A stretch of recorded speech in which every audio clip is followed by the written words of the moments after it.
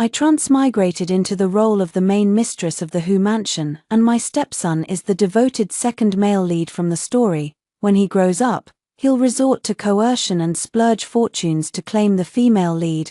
He'll sow discord between her and the male lead, framing him for crimes. In the end, the hero and heroine will team up to defeat him.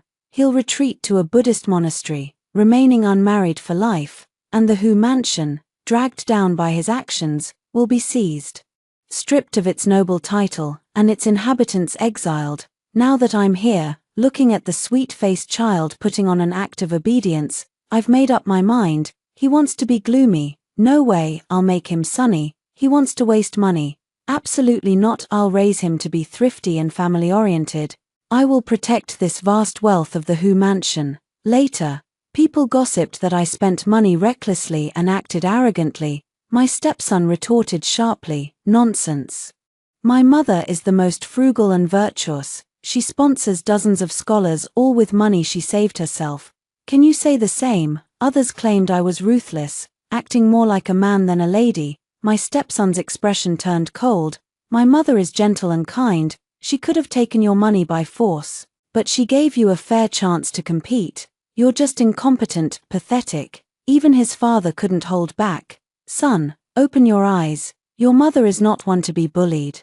My stepson snapped angrily, "Father, don't force me to turn against you. You can criticize me, but you never speak ill of my mother." Let me repeat, I transmigrated to be the Who mansion's mistress. The good news: the mansion is wealthy, I could splurge freely. The bad news: my stepson, the story's devoted second male lead, will grow up to be even more wasteful than me. 80% of the Who mansion's fortune will be spent on bailing the female lead out of trouble and competing with the male lead. I stared at 9-year-old Xielanting. His skin was dark, his features innocent, and he kept his eyes downcast, hiding his true feelings. But I knew he was faking obedience. Beneath that small frame burned a fierce anger, an anger that would fester as he grew, eventually leading him to destroy everything. The steward cleared his throat. "Madam, where shall we arrange for the young master to stay?" In the original story, the previous mistress had banished Xielanting to a remote courtyard, ignoring him completely. He'd lived there alone for years, fending for himself, trying to be invisible, quiet and obedient like a ghost. It wasn't until he revealed his extraordinary talent for studying, earning praise from his teachers and admiration from his peers, that his father finally took notice, making him the true young master of the Xie family. Later, when he grew up, he'd dive into power struggles, forcing his father to yield authority, killing the previous mistress, seizing control of the Who mansion, and clashing with the male lead. He'd use coercion to claim the female lead, ultimately ruining the Who mansion before walking away to become a monk, leaving all his mess behind. The side story even mentioned that he'd later mastered Buddhist teachings, translating countless sutras that were widely celebrated. People would lament his tragic fate. He was pitiful. I could imagine how desolate a 9-year-old must feel, abandoned in a backyard to survive on his own. But the innocent members of the Who mansion, dragged down by his actions, were even more pitiful. After all, not everyone had wronged him. "Now that I'm here, things will change," I spoke gently. "Let him stay in my courtyard first, in the eastern wing. Lanting, does that work for you?" Xielanting looked up in shock, his dark eyes filled with confusion. When he realized I was staring at him, he finally confirmed I'd called his name. He bowed his head, awkwardly murmuring, I'm not Lanting. My name is Godand Xiegauden." In the story, he'd always been called Xielanting. I'd never known he had such an unrefined past name. I smiled, but the smile quickly faded. "I'm Chunhua, Song Chunhua, your stepmother." Xielanting's lips twitched slightly, but he quickly lowered his head, pretending nothing had happened. Me, Gauden and Chunhua. It sounded like a peasant mother and her kid, way too down-to-earth. "Change them, both of them, immediately." I ordered the steward to go to the government office to handle the name changes. From now on, his name is Xielanting Lan, as in the gentleman's orchid, Ting as in the Jingting mountain. May he grow up to be as virtuous as the orchid and as resilient as a mountain. And while you're at it, change my name too, to Song Jiari.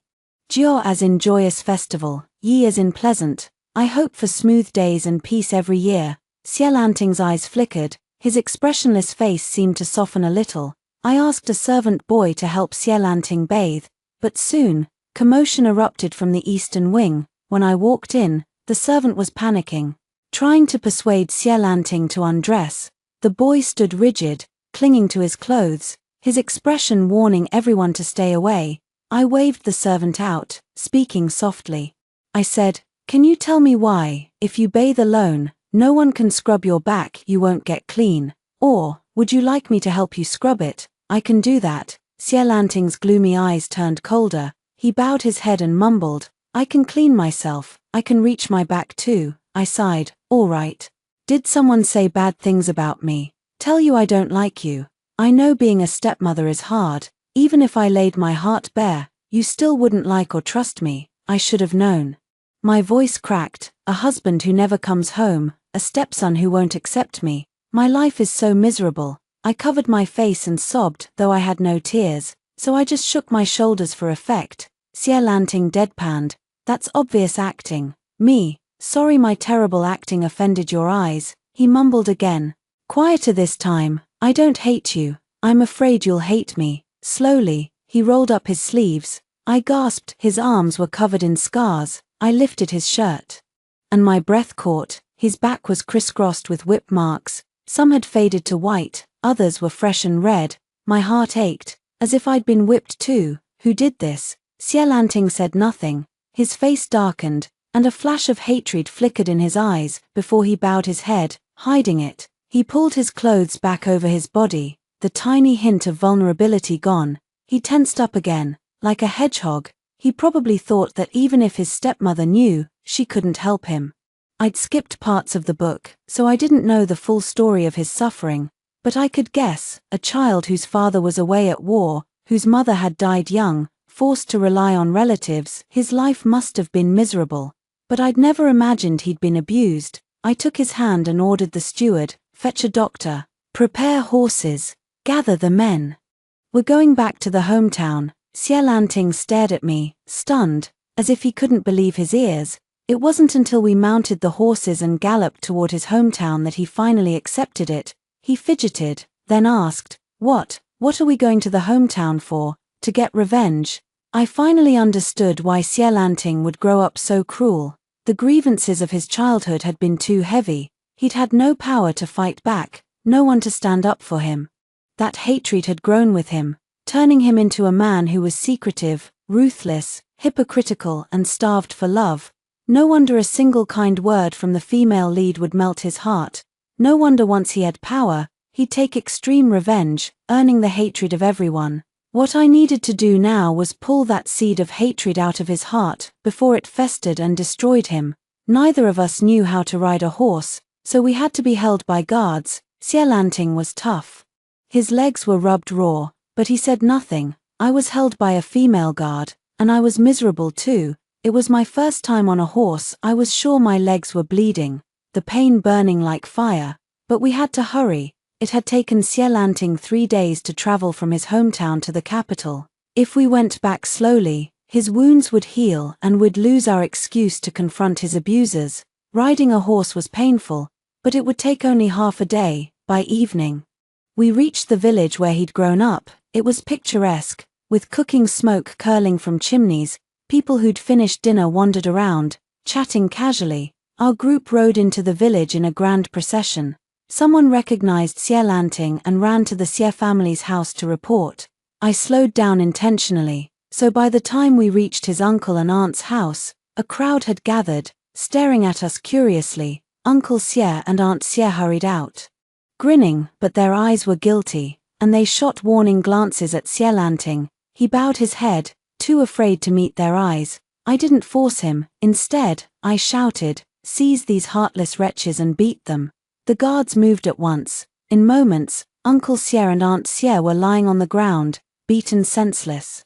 Uncle Sie's eyes bulged with fury. "You shrew, how dare you hit me? When my elder brother comes back, I'll make him divorce you. And you little brat," he spat. "I slaved to raise you, and this is how you repay me," Aunt Sie chimed in. "We're Godan's elders. What's wrong with disciplining a child? He's lazy, greedy, and wicked. Disciplining him is only right. They talked a lot, which meant they still had strength left. I wanted to dismount in a graceful move to give them a proper scolding, but the horse was too tall, and I was afraid to jump. In the end, I had to turn around, stick out my bottom, and carefully climb down. So embarrassing. The female guard helped me gently, and I caught the hint of a smile on her lips. Xielanting, though, seemed to know how to do it instinctively. He jumped off the horse in a smooth, neat move, then stood beside me, his gaze holding a hint of trust and filial affection. I pulled up his sleeve and said coldly, "His father sends you silver every year, hoping you'd treat him well. Is this how you raise a child?" The whip marks on his body made the crowd gasp. But beating children was common in the village. Right away, someone stepped forward as a peacemaker to defend Uncle Xie. Xielanting didn't hesitate. He pulled off his upper garment, bearing his wounds for everyone to see. Instantly, the crowd fell silent. Instead, they began to accuse Uncle Xie. "How could you be so cruel, doing something worse than a beast?" A warm feeling settled in my chest. Had he been protecting me just now? He was actually a good kid, grateful and able to tell right from wrong. He just had bad luck, walking this path all alone, never having anyone stand up for him. That's why, when he got even a little kindness, he'd cling to it desperately, trying over and over to prove he was loved, only to hurt others and himself, sacrificing himself to the abyss while dragging others down with him. I didn't think what he'd done, in the original story, was right, nor did I want to make excuses for him. But I knew I could do something, help him truly find himself, and seize his own real destiny. I helped Xielanting cover his body again, then grabbed the horsewhip and lashed out at Uncle Xie and Aunt Xie without mercy. "I'm your elder sister-in-law, your elder. Since you don't know how to be decent humans, I'll teach you. You too are stupid and evil, greedy, black-hearted. Only heartless wretches would abuse a child like this. If his father finds out his son was wronged and still lets it go, that's his business. But today, I won't let this pass. You'll take your punishment. If I get divorced someday, I'll come back with a knife and chop you both up. A divorced woman has nothing to lose anyway. I might as well drag you to hell with me before I die." Uncle Xie and Aunt Xie screamed in agony. They were quick to beg for mercy, their mouths spouting apologies non-stop. But I could tell it was fake. Their acting was terrible, totally perfunctory, just to avoid more beating. I could see right through it. Suddenly, a child rushed out, yelling, "Stop bullying my parents." He threw himself onto Uncle Xie and Aunt Xie. I paused my whip. Aunt Xie immediately pulled the child into her arms, her eyes shooting daggers at me, then at Xielanting, her killing intent undisguised. I was sure that if she got another chance, she'd kill Xielanting without hesitation. But the way she held the child close showed she clearly loved her own kid deeply. The boy broke free from Aunt Xie's arms and lunged at Xielanting, kicking and hitting him. "I'll beat you to death.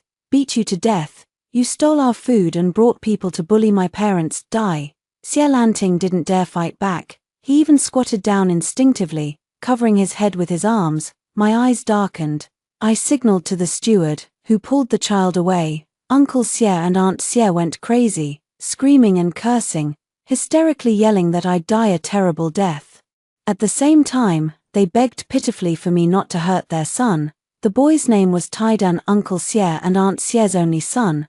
I knelt down to look at Xielanting. "Did he always hit you like this before?" "Yes," he said. Aunt Xie shouted in a panic. "So what if kids fight? What kid doesn't fight? When have you ever seen an adult meddle? If you can't take it, don't play." She actually had a point. I turned to Xielanting. "Do you want to fight him back?" Xielanting's eyes lit up for a moment. But then he glanced at Uncle Xie and Aunt Xie and shook his head. I encouraged him. "Go fight him. It's okay if you lose." Xielanting hesitated. I just looked at him gently, my gaze steady. Uncle Xie let out a cold snort. Aunt Xie's eyes were filled with pride. Taidan sneered. "Come on then, fight me if you dare. I'll beat you to death. Don't think this bad woman's backing you up. I'm still not afraid of you." Xielanting snapped. He charged forward and threw a hard punch at Taidan. But his courage only lasted 3 seconds. Soon, Taidan had him pinned down and was hitting him. I didn't interfere. I just stood by and watched, ready to stop Taidan if he played dirty tricks. Taidan won, and he looked so proud of himself. Uncle Xie's family looked proud too, like their son was some kind of hero. I pulled Xielanting up. He hung his head, his face dirty, his eyes red, his gloomy eyes were filled with anger and shame. He tried to pull his hand out of mine, but I held on firmly. He tugged his hand twice, but when he couldn't break free, he went still, letting me hold it. I told the steward we'd stay here for the night. Then ordered Uncle Xie and Aunt Xie to tidy up a room. Why should we? Aunt Xie snapped, unwilling. I didn't answer. Instead, I lifted the whip and struck Uncle Xie. Aunt Xie panicked. If you've got the guts, hit me. What kind of coward hits my husband? This time, I lashed Uncle Xie several more times. Uncle Xie lost his temper. He dodged while yelling, "Go do it. Stop wasting time with all this nonsense." Taidan tried to rush over again. This time, I didn't stop. Instead, I kept whipping. Aunt Xie immediately grabbed Taidan. "I'll go tidy it up. I'll do it right now." Xielanting and I settled in. The doctor who'd come with us examined Xielanting's wounds. Sighing repeatedly, before leaving, he reminded me, "Some of these old scars look like they're 4 or 5 years old." I thought about the timeline. Xielanting's father had been drafted into the army roughly 4 years ago, which meant Xielanting had started being beaten the moment he moved in with Uncle Xie's family. How cruel people could be. I wiped the dirt off Xielanting's face, and he let me handle him quietly. When we were alone, he whispered, "I embarrassed you today." I cupped his cheeks, squishing them into a little round shape like a steamed bun. I smiled and said, "Embarrassed? You made me proud today. You dared to set aside your pride and take off your shirt in front of everyone. You did that for me, because you see me as your mother, and you didn't want people to misunderstand me for bullying others. You didn't want to fight Taidan, but when he called me a bad woman, you rushed over and punched him right away. You stood up for me. I'm overjoyed. You'd never fought anyone before, but you summoned the courage to do it for me. Where can I find such a loyal, loving son who defends his mother? I didn't even have to give birth to you, and I got such a treasure. I'm so lucky." "Oh really?" Xielanting's eyes lit up, full of uncertainty but longing for my confirmation. I didn't hold back my praise. "Of course it's true. You're tough and persistent. We covered a 3-day journey in half a day, and you didn't complain once about the hardship. When we got here, your uncle and aunt glared at you secretly, and Taidan bullied you, but you were still so brave, not a bit timid. Having a good son like you is a blessing I earned in my past life. In my past life, I was poor. In this life, I have money to spend that counts as a blessing, right?" Xielanting gave a shy smile, then said confidently, "But I lost the fight. But you took the first step, for someone who's always been bullied. The hardest thing is fighting back for the first time. I originally planned to encourage you for days to get you to do it, but you did it in one go today. You're a little genius. You lost only because you're a polite, well-mannered kid who doesn't like fighting and has no skills for it. But Tiedan's different. He's used to hitting you and knows how to fight. If we work on your skills, one day you'll beat him. For example, today when he grabbed your hand. You two were so close that it was hard to use your hands or feet, but you could have kneed him in the stomach. I taught him a few self-defense moves I'd seen in short videos in my past life. I'd learned them to protect myself when I lived alone back then. Never in a million years did I think I'd never run into a villain, but I did run into a terrible boss, and ended up dying from overwork. I was so unlucky." Xielanting learned seriously. Practicing late into the night before finally going to bed, still looking eager for more, I went out and told the steward to pick a guard with good martial arts skills from our group to teach Xielanting how to fight starting tomorrow. The steward sighed, "You're so kind to the young master. A mother being good to her child is only natural," I said. The steward hesitated, as if he wanted to say something but held back, then hesitated again. In the end, he just smiled warmly and turned to go about his business. The original mistress had been very annoyed when she heard Xielanting was coming back to the mansion, so the steward must think I'm acting completely out of character now. That night, I made Uncle Xie's family sleep in the firewood shed. The reason was simple. I just found out that Xielanting had slept there for 4 or 5 years. In the middle of the night, I heard the sound of Uncle Xie and Aunt Xie hitting a child. Get out of my way, you little girl, how dare you squeeze over here, move to the side, your brother knows how to protect his parents, but you're an ungrateful wretch who only hides in the house to sleep. Scram! The faint sound of a little girl crying rang out, then faded into muffled sobs. Xielanting was woken up too. He said that was Aria, Uncle Xie and Aunt Xie's youngest daughter, a girl. He looked at me, his mouth half open, but in the end, he said nothing. I didn't ask either.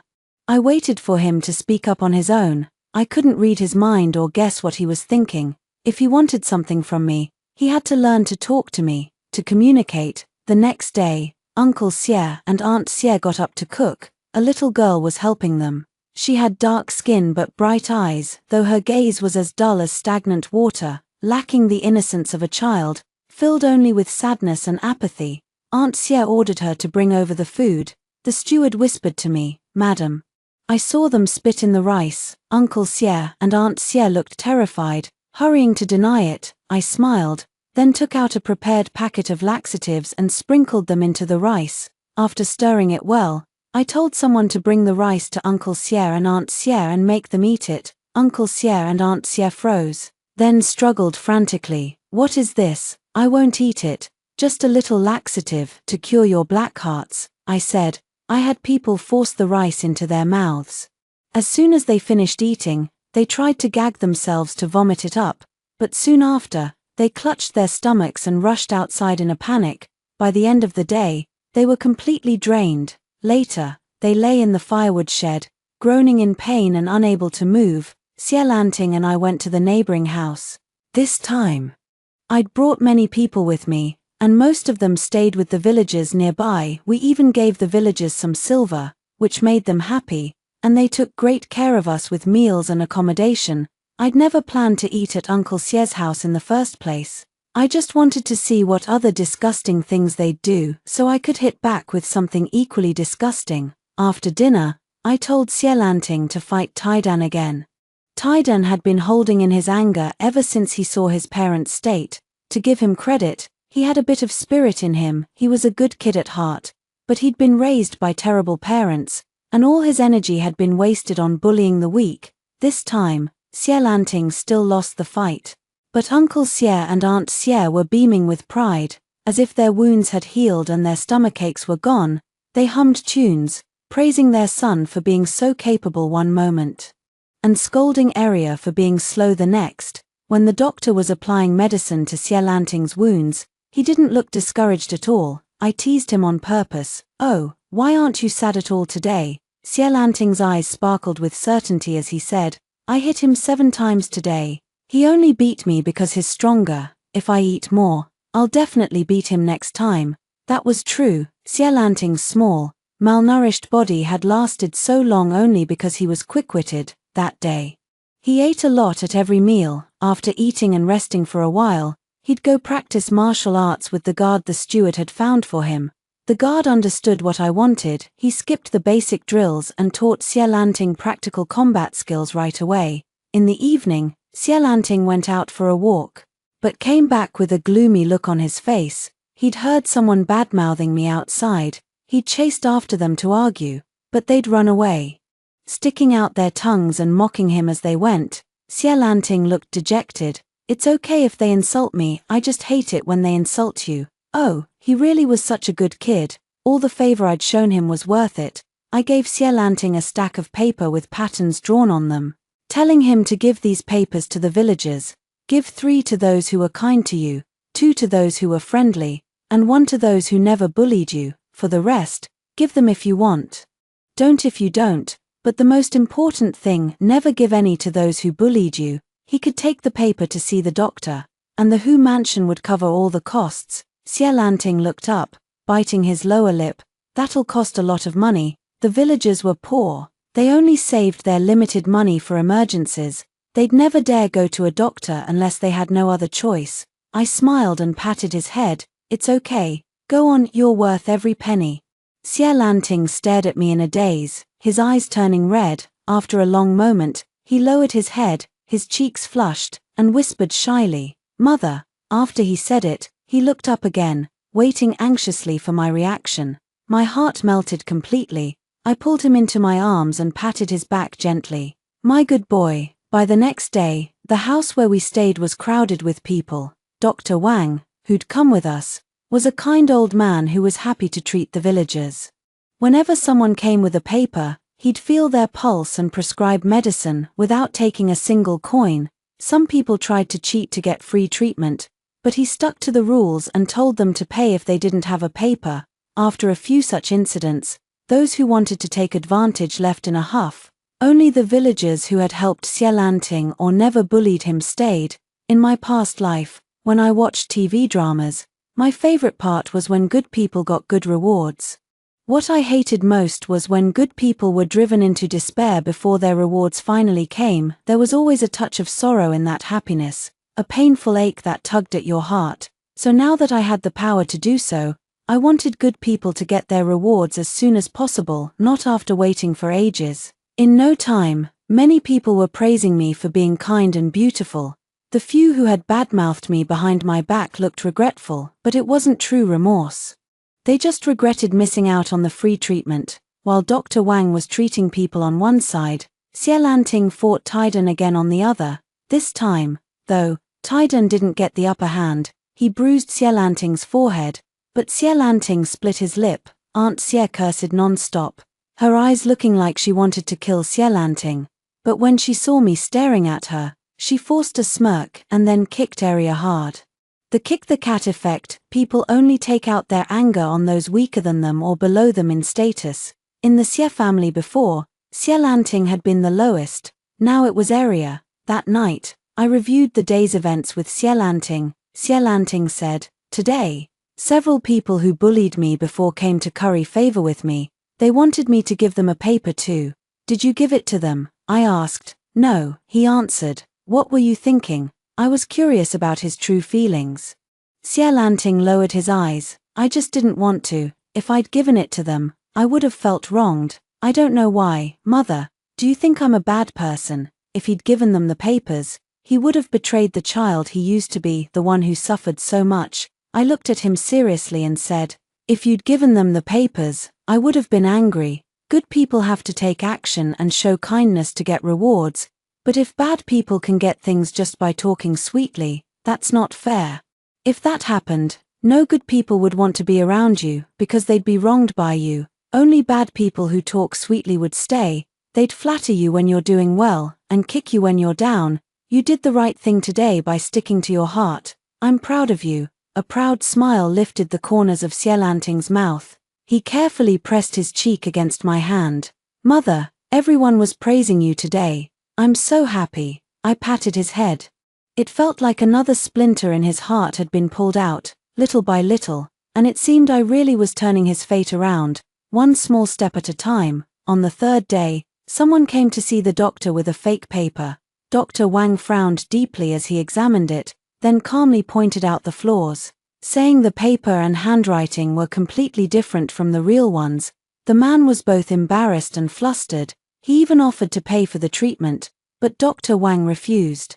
"You won't even take my money, aren't you a doctor?" the man snapped. Dr. Wang shook his head. "I was brought here by my master. I only follow my master's orders." The man huffed in anger and turned to leave, but I called out to stop him. Xielanting had told me about this man before. He'd found Xielanting annoying, kicked him once, then laughed loudly, like it was the funniest thing in the world. Xielanting had never done anything to offend him, but this man had just wanted to hit him. He'd even asked me if he had a face that deserved to be beaten, like he looked easy to bully. His words had broken my heart.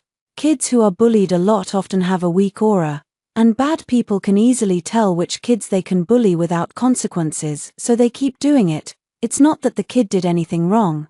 The ones in the wrong are the bad people, not him. I said to the man, "You kicked my son once before. Let him kick you back, and then I'll let the doctor treat you. Take it or leave it." The man looked stunned. He frowned and thought for a long time, as if he'd finally remembered the incident. "I was just joking. You're still holding such a small thing against me." I stared at him coldly, saying nothing. "Joking? I'd love to joke about breaking your skull." The man saw how serious I was, and probably weighed the pros and cons. Going to the county town to see a doctor and buy medicine would cost him more. and that doctor's skills were no match for the Who Mansion's physician. In the end, he forced an awkward smile. Fine, kick me then. Back then, I turned around, not bothering to listen to his excuses. There's no point in listening to a bad person's justifications. I told Xielanting to kick him 3 times, since Xielanting was still small and weak. I'll admit I hold a grudge. When I was a kid, I went to a small shop to buy something. I gave the owner 10 yuan, but he insisted I'd only given 5. He yelled at me and chased me away. When I got home, my dad accused me of spending the money on snacks and lying about it, then he beat me. That feeling of being wronged stayed with me my whole life. As I grew up, I kept thinking, why didn't I stand up to that shopkeeper back then? What was the worst that could have happened? I was already going to get beaten anyway. When I became an adult, I swore I'd never let that happen to me again. I'd never been in a relationship, and I didn't know how to raise a kid, but I remembered the grievances I'd felt as a child. I didn't want Xielanting to suffer the same way. Xielanting kicked the man 3 times. The man didn't care at all, he just patted his clothes and went to see the doctor. Only Xielanting stood there, staring blankly. He doesn't even care, he said quietly. It seemed that way. People who hurt others don't care about what they've done. When it's brought up, they treat it like a joke and even think the victim is overreacting. Only the victim is left behind, tormented by the pain. It reminded me of when I grew up. I read some psychology books to try to make peace with myself. I even worked up the courage to tell my dad he'd wronged me back then, but he'd long forgotten the incident. Instead, he got angry that I'd brought it up, calling me ungrateful, saying I only remembered his mistakes and none of his kindness. Those were 2 completely different things, but he mixed them up, forcing me to pretend those grievances had never existed. After that, I stopped telling him anything real. I only told him the good stuff and hid the bad. He'd never know what I truly thought, and I no longer cared what he thought of me. I smiled softly. That's why most people's opinions don't matter. What matters is doing what you want to do, so you don't regret it later. That day, Xielanting was in a great mood, and because of that, he finally beat Taidan. Taidan ran to his mother, crying. Aunt Xie was so anxious that she got a blister on her lip. These days had been miserable for her. I'd taken over their house, made them wait on all of us, and watched as we used their things. She'd been dying inside but didn't dare say a word. She'd even asked her brothers to come help, but as soon as they heard she'd offended the Who Mansion, they didn't dare show up. They just told her to behave and not anger the nobles. The past 2 days, at least Taidan had beaten Xielanting, giving her a little sense of victory. But today, she couldn't feel happy at all. Her anger made her dizzy, and she spent the whole afternoon cursing indirectly, finding fault with Area for everything. She even kept making noise late into the night. I told the steward to go warn them, if you make one more sound, you won't need your tongues anymore. Uncle Xie and Aunt Xie finally quieted down. In the following days, Xielanting improved by leaps and bounds. Every day, he'd stop Taidan and beat him, chasing him around. At first, Taidan tried to fight back, but later he just hid from Xielanting every day. But the yard was only so big, there was nowhere to run. He got beaten every single day. Aunt Xie was beside herself with worry. Finally, one day, she couldn't take it anymore. She dropped to her knees in front of me, begging me to leave. We were wrong to him before, wrong to Lanting. But that's all in the past. You've hit us, you've gotten your anger out. Now he's beating Taidan every day, it's killing me. I told the steward to hand her a piece of paper. She took it, confused. Show this to your husband, if there's no problem, sign it. Early the next morning, Uncle Xie, who'd been hiding for days, came to see me. Like his brother, he could read and write. The paper stated that he admitted to beating and abusing Xielanting, and he needed to sign and press his fingerprint to confirm it.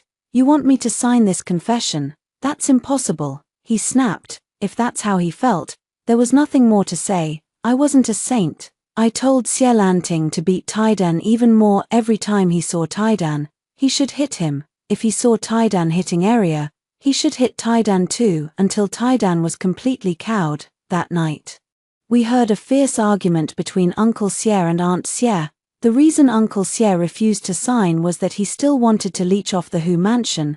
His family had been poor for 10 generations, and his brother was the first one to make anything of himself. If he let this chance slip, he might never get out of this backwater village for the rest of his life. Aunt Xie screamed at him, saying he was acting like his life wasn't already on the line, still worrying about the future. She told him to get through the current crisis first, otherwise, he might even lose his son. That night, Uncle Xie's eyes looked terrifying. The steward said he gestured at Aunt Xie's neck with his hand, probably thinking about strangling her and blaming everything on her. It was only when Taidan stirred and Arya sat up, staring blankly at him, that he panicked and pulled his hand back, losing his nerve. He was quite calculating. As long as he got past his brother's anger, if his wife died, his brother would find him more wives. In the original story, no one ever found out about the grievances Xie Lanting had suffered. Uncle Xie's family mooched off the Hu mansion for years, and Xie Lanting's father even made Xie Lanting feel grateful to them. Xie Lanting's father wasn't a likable character in the book. He was a rough man, good at fighting wars but terrible at politics. He couldn't see the tension between his son and his brother at all. He just thought his son was cold-hearted and ungrateful. In the end, Xie Lanting had to scheme to take away Uncle Xie's land and break his legs to get revenge, but he'd waited years for it. By then, the once fierce and powerful enemy had become obsequious and fawning in the face of the grown, strong Xie Lanting. I doubted that revenge had brought him much satisfaction. If anything, it probably made him feel even more wronged. Thankfully, it wasn't too late to change things now. Xie Lanting still had time to become a good person, not a cruel one. The next day, Taidan led Arya to kneel in front of me. As soon as they knelt, they started kowtowing hard, their foreheads thudding against the ground. Taidan cried, "Aunt, please, don't let my dad kill my mom." "I didn't tell your dad to kill your mom, I just told him to sign a confession." "But he refused." "When did you see your dad trying to kill your mom?" "Last night. My dad put his hand around mom's neck like he wanted to strangle her." Tears streamed down his face. Arya cried too, but so softly, as if afraid to disturb us. In that moment, they looked like two poor little things. I told the steward to take them out, then glanced toward the inner room. "You're lucky your two kids saved your life last night, especially your daughter." She sat up and stared at Sierra, and that's why he stopped. Aunt Xie looked as if she'd been struck by lightning. Like many women in this village or in this era, she'd dedicated her whole life to her family. She'd given her all to her husband, just wanting to make their lives better. She was selfish, foolish, even cruel, but it was all for her family. She'd hoped to rise with Sierra, but he saw her as a burden.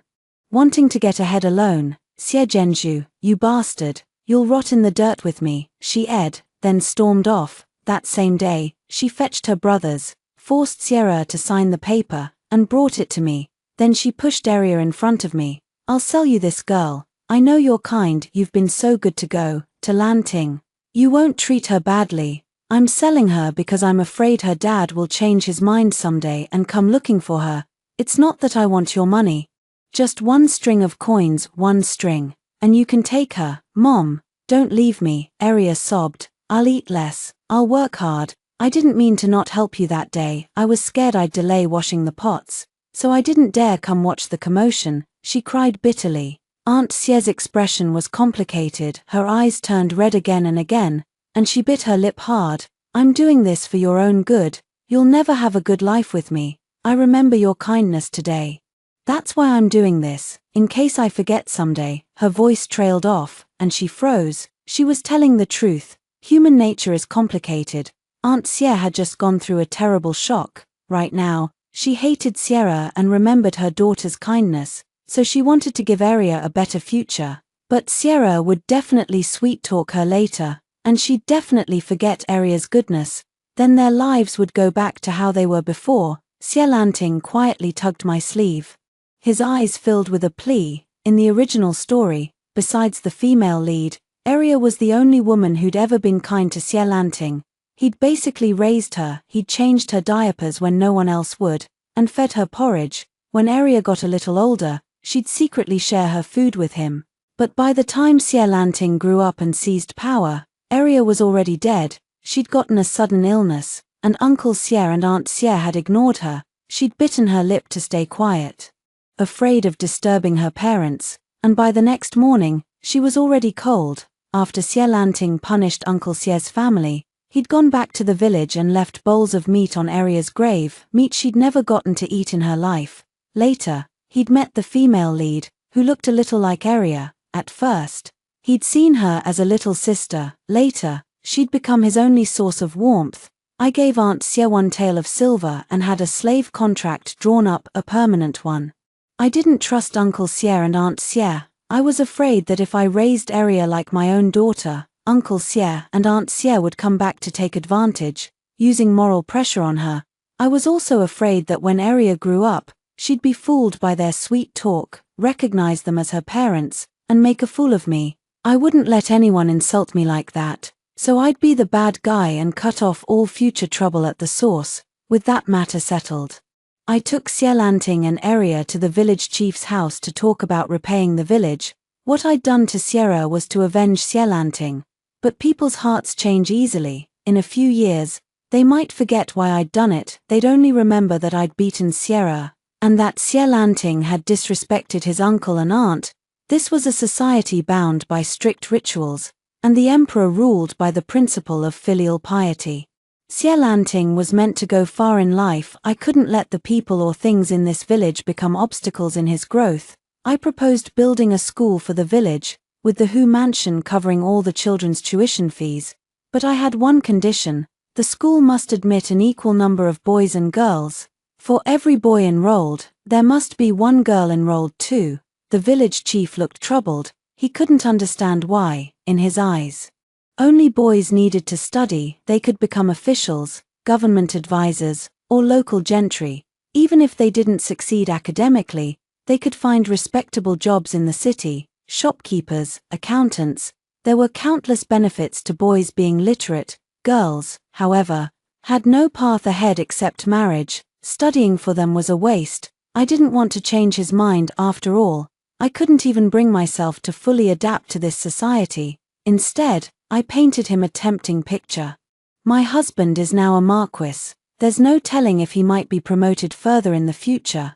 Our mansion will need well-educated, well-mannered maids. Besides, if an opportunity ever arises, I glanced upward, letting the implication hang. It's better to have people from our own village. We know their roots. We trust them. The village chief's eyes widened, and he grew visibly excited. I'd barely started. But he seemed to have already imagined a future where someone from the village became an imperial concubine, returned in glory, and waved her hand to exempt the villagers from taxes for 3 years. "You're so thoughtful, madam. I'll make sure this gets done properly," he said eagerly. "There might still be people who refuse to listen," I warned. "Don't worry. Leave this to me. I'll handle it perfectly. Anyone who opposes will regret it. I have ways to deal with them." I felt reassured. In this era, a village chief held great power. He dealt with local gentry on matters like tax collection, conscription, road repairs, and canal digging. Below him, he oversaw every aspect of village life.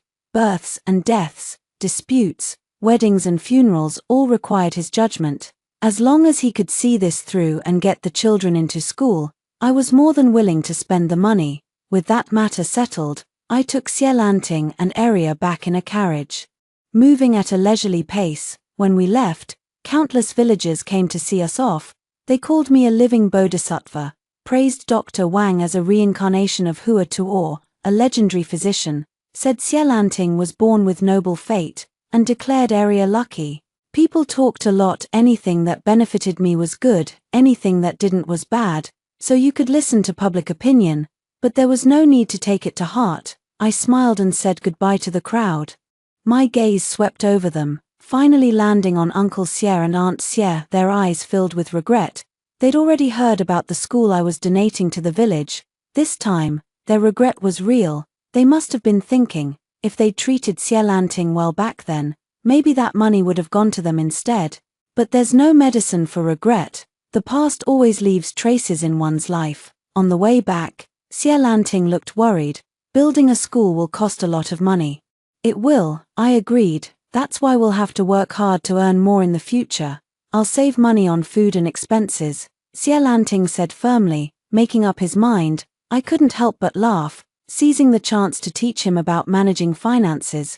How exactly do you plan to save money? He listed out ideas. He'd eat less, chop firewood, make charcoal, pick mushrooms, set traps to catch game, and even learn to collect medicinal herbs, all things he could sell for money. Arya, who had been quietly crying, perked up at this and joined in, speaking softly. I can boil water, cook, wash pots, pull weeds, and fertilize the fields. They were such capable children, two sweethearts who deserved a good life ahead. You're both so thoughtful, worrying about easing my burden. It makes me so happy. But the servants in the Who mansion already do all these things. If you take over, you'll be taking their jobs, and that will make them anxious. Besides, I don't want you to skimp on food or rest. Children need to eat well, sleep well, and grow strong. When we get back, you two will go to school too. You won't have time for these chores anymore. For now, your job is to stay healthy, eat well, and sleep well. That's how you can help me. Later, I'll give you a monthly allowance and teach you how to spend it wisely. And in the future, I'll teach you how to earn money.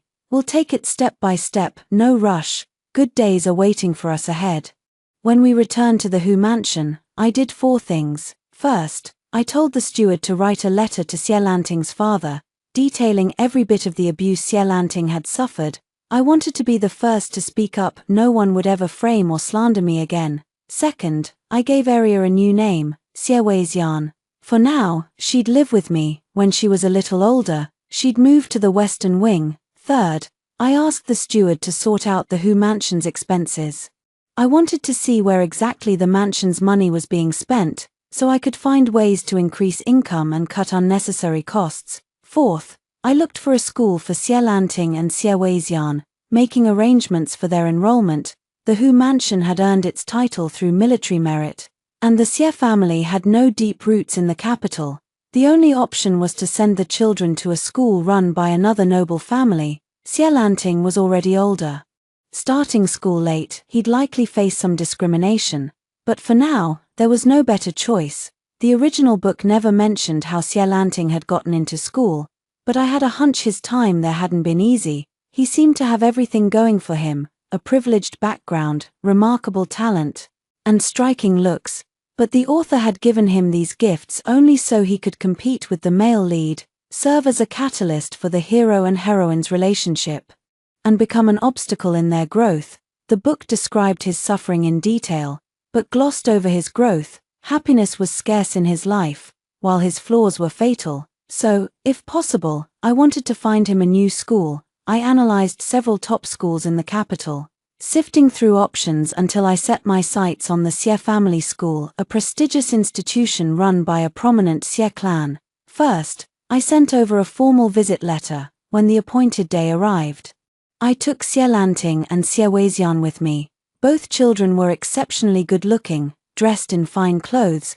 They stood quietly by my side, their eyes sparkled with curiosity, but they struggled to hold back from looking around recklessly. Their cleverness and obedience were enough to tug at anyone's heartstrings. I waited for about the time it takes to finish a cup of tea before being greeted by the eldest daughter-in-law of the Xie family, Madame Xie. She had a round, fair face with almond-shaped eyes and peach-colored cheeks, a very dignified and cheerful-looking woman. She smiled and apologized, explaining that her mother-in-law was unwell and had specially sent her to receive us. Her words were warm and polite, leaving no room for complaint. When she saw the 2 children, she praised them, adding that if their family's school weren't already full, she would definitely invite them to study there. She'd refused me before I even had a chance to bring up the topic. I understood at once. Though we shared the same surname, the other Xie family was an established, scholarly clan, and they clearly looked down on Xie father, who'd risen from humble, peasant roots. They didn't want their children mixing with his, for fear they'd pick up bad habits. I exchanged polite pleasantries, left a gift, and avoided mentioning the school matter entirely.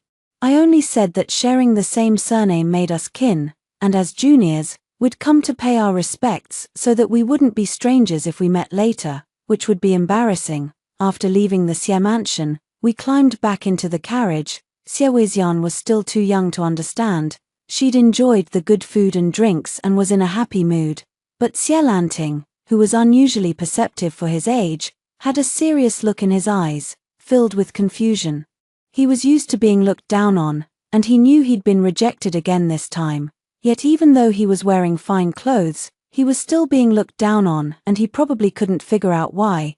The adult world is truly complicated. The rich look down on the poor, officials look down on merchants, established clans look down on newly wealthy nobles. Everyone has countless identities. And the social hierarchy is a tangled mess. He'd gradually understand all this when he grew up. For now, there was only one thing I wanted to teach him: to accept failure, for it would be a normal part of life. I pinched his cheek gently and smiled. Are you discouraged already? This is just the beginning. When you fall down at 5 years old, you cry your heart out. But when you look back at 15, you realize how silly you were then. When you fail an exam at 15, you think your life is over, but when you look back at 25, you see it wasn't that big a deal. When you get yelled at by your boss at 25, you fear you'll be fired, but when you look back at 35, you've already changed jobs many times, and even fired a few incompetent bosses yourself. If you live long enough, you'll realize life is surprisingly forgiving of mistakes, so being rejected by the Xie clan wasn't a big deal at all. If I got rejected enough times, this one rejection would feel like a drop in the bucket. I took Xie Lanting to visit several other schools, but we were rejected without exception. On the way back, Xie Weixian couldn't smile anymore. She'd sensed that they weren't liked. Xie Lanting's little face fell, and he stared sadly out the carriage window. For me, though, this was nothing. Back in my past life, I'd sent out countless job applications and been rejected over and over. Then a terrible boss offered me a job. I knew he was bad, but I was desperate to find work and settle down, so I signed the contract anyway. In the end, he expected me to do the work of someone earning 10 times my salary of 3,000 yuan, and I'd worked myself to death, so the more rejections I faced, the less I panicked. Maybe fate was saving me from something worse. If I could build a school in the village, I could certainly build one in the Hu mansion too. What I wanted was for Xie Lanting and Xie Weixian to gain knowledge and skills, not necessarily to study at someone else's school. This was a crucial time for shaping their values. It was better to keep them by my side to teach them. When Xie Lanting truly needed a famous teacher in the future, he could earn that opportunity with his own abilities. I set aside a courtyard in the Hu mansion to use as a school, then hired a scholar surnamed Ju to be their teacher. When Mr. Ju first arrived, he'd misunderstood. He thought he'd been hired to teach at the prestigious Xie clan's school. When he realized it was the military Marquis Xie's mansion, his excitement visibly faded. But once he discovered that Xie Lanting had a photographic memory, all his disappointment vanished. His face lit up with ambition, as if thinking, I may have failed the imperial exams for 10 years, but my student will definitely top all 3 levels of the exams someday. Xie Weixian and I joined in to practice writing. I focused on learning traditional Chinese characters and holding a brush properly. Xie Weixian was just starting to learn to read and write. In the afternoons, we added martial arts and practical life skills classes. On Xie Weixian's first day of school, she cried, "Why do I have so many strokes in my name? Why does brother's name have so few?" she sobbed, wiping her tears with her little hands before struggling to keep writing.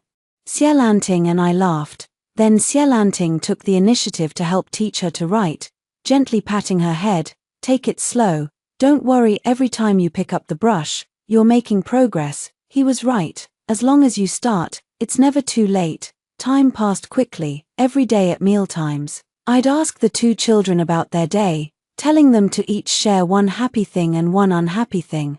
At first, they were shy and held back, but soon, they began asking me about my happy and unhappy moments too. We gave each other advice, listened to each other's worries, helped solve each other's problems, and broadened our horizons together. This became our daily routine. At the start of each month, I gave each of them 1 string of copper coins. I told them to save half and use the rest to buy things. If they didn't want to buy anything right away, they could save that half too, to put toward bigger purchases later. I made homemade savings books for them, where I recorded the money they deposited with me. I also gave each of them an expense book, so they could track where their money went. Every month, I set aside 3 days to take them around the city. I had them note down the prices of goods in the markets, then took them to the workshops that supplied the shops, so they could see the different costs from different sources. The 2 children were amazed. They realized that prices varied depending on the supply channel, and they regretted spending so much extra money on impulse from small vendors. Steward Liu didn't understand this. He thought these were things only lower-class people needed to know. Nobles should be learning poetry, calligraphy, music, chess, painting, and etiquette instead. Steward Liu was a good man.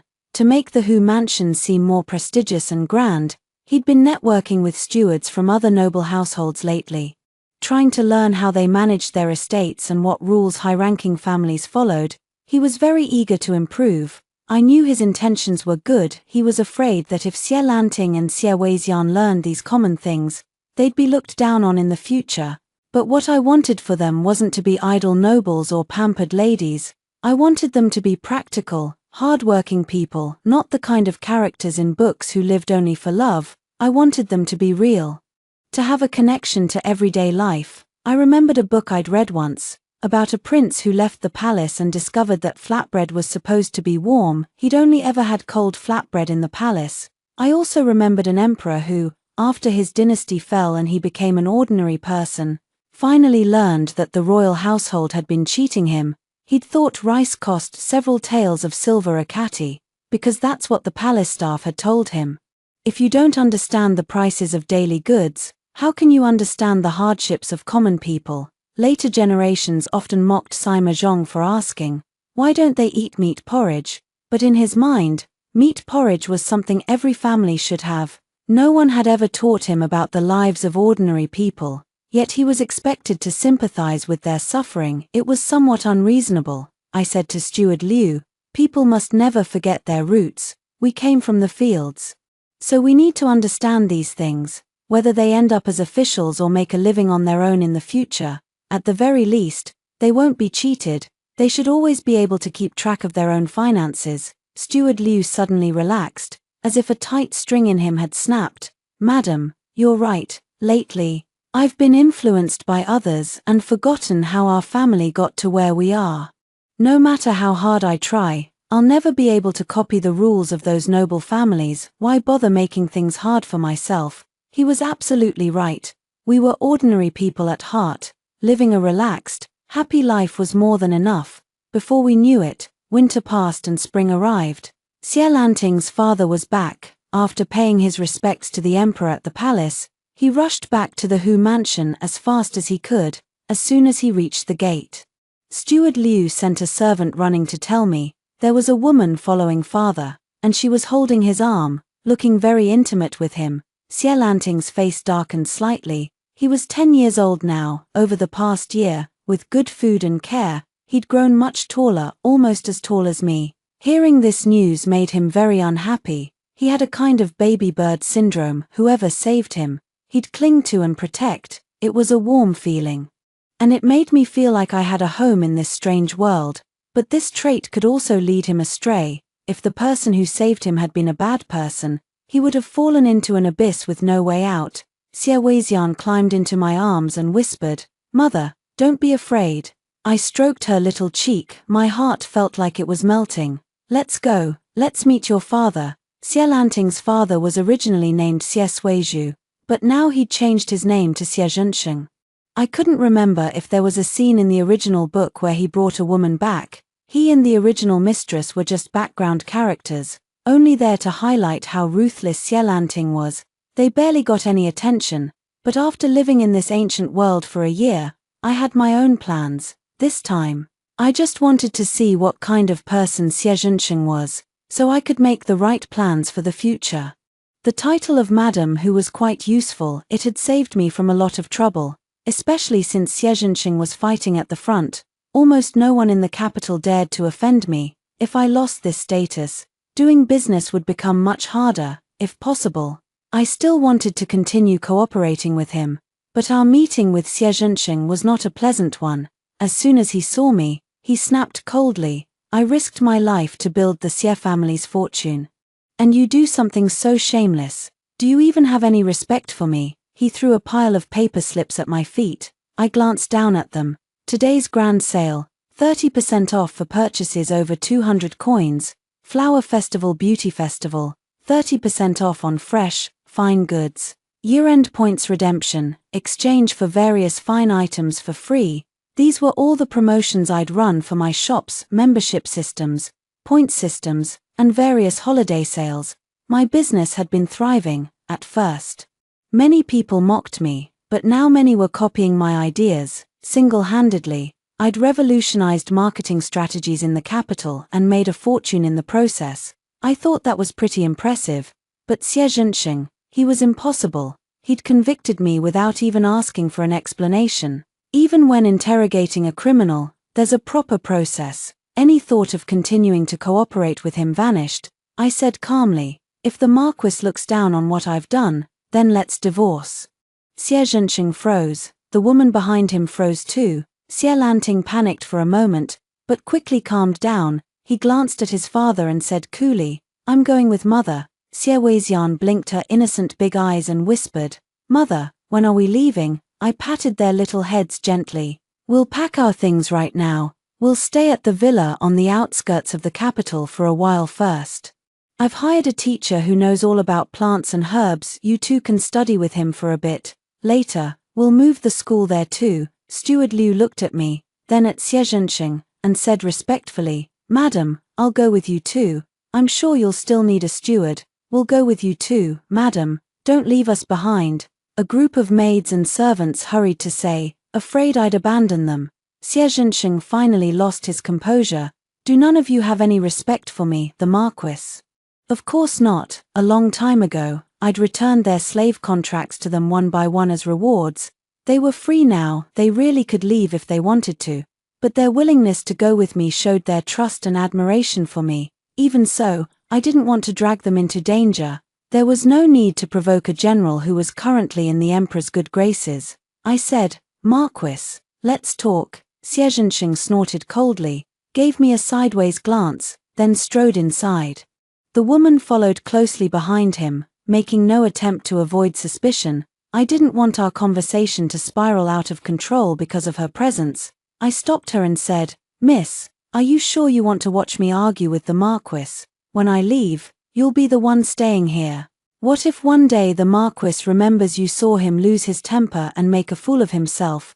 Your life in the Hu mansion won't be easy then. The girl snapped back to her senses. Quickly stopped in her tracks, and forced a smile. Brother Xie, I'll wait for you here. Xie Zhenxing's cheeks turned slightly pink. He clearly enjoyed the attention. But when he came to his senses, he glared at me, obviously annoyed that I'd called his anger a foolish sight. Me. Never in a million years did I expect to end up with the general brings home a woman plotline. Too bad I had no interest in acting it out. Xie Zhenxing and I sat down to talk in the pavilion. I didn't want to go inside. Closed spaces felt oppressive. Being outside, with more room to breathe, would make it easier to talk. Xie Zhenxing frowned and looked around. The more he looked, the more relaxed his expression became. He must have noticed how much the Hu mansion had changed. When the mansion was first granted to us, it was dilapidated. With the Hu family's original finances, we could only barely fix it up.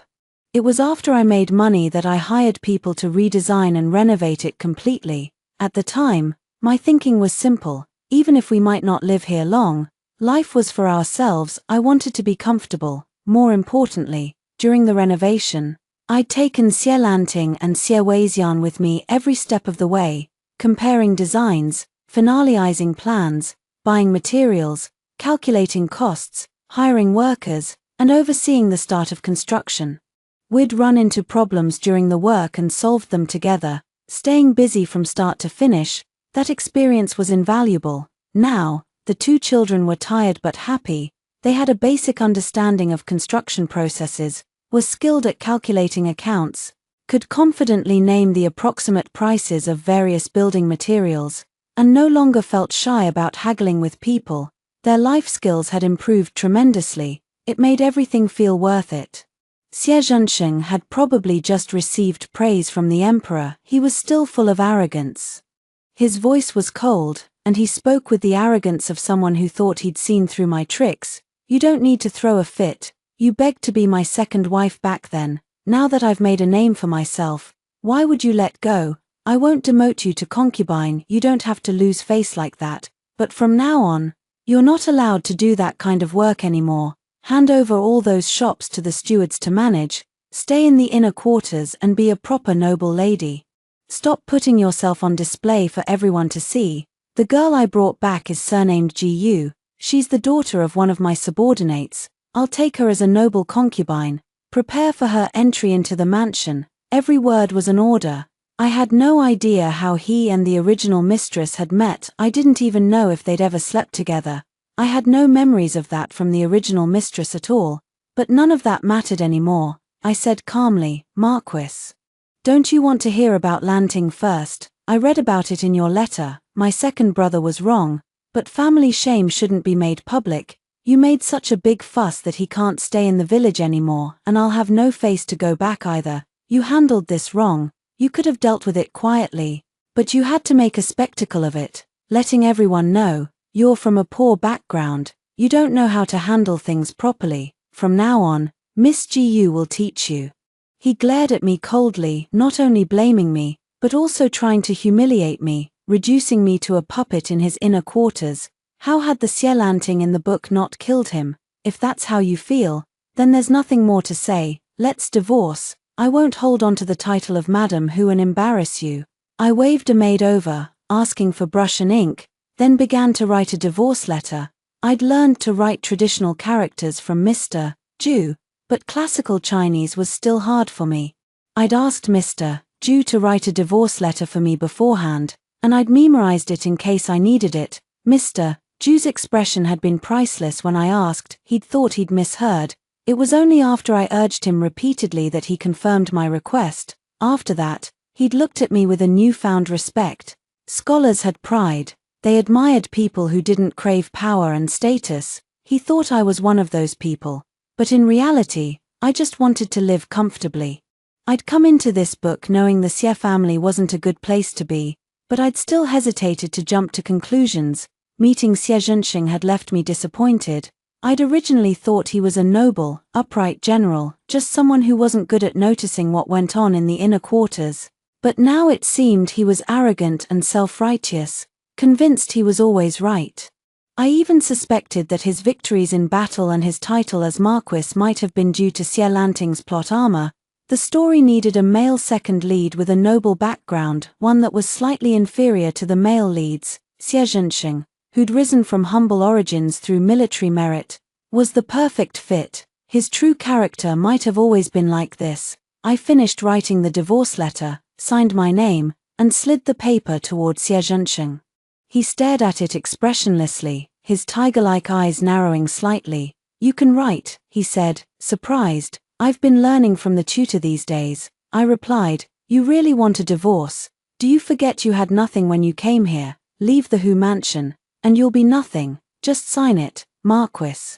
I have my own plans. Xie Zhenxing snorted coldly. He picked up the brush, ready to sign, but at the last moment, he threw it down. I almost fell for your trick. I just returned victorious, and if I divorce my wife now, the imperial censors will accuse me of being heartless and unrighteous. Who put you up to this? Are you trying to ruin my reputation? He had a brain. All right, but he was overcomplicating things. Keep the divorce letter. We can sign it later if you want. I'll leave the account books and Steward Liu here so you can check the finances. I'll take the children to the villa on the outskirts for a while. We won't disturb you. When did we get a villa on the outskirts? Did you accept bribes behind my back? He glared at me angrily. It's from my dowry. Lies. You had nothing when you came. I had something, a plain silver hairpin. It wasn't much, but it was mine. If you want to check the accounts, ask Steward Liu. No need to be so suspicious. That silver hairpin was worth 1 tael of silver. It wasn't much, but it was enough to start growing my wealth. At first, I sold some recipe formulas. Later, I started developing soap, perfume, and daily necessities. Then I figured out how to distill strong liquor. These ventures had made me a fortune.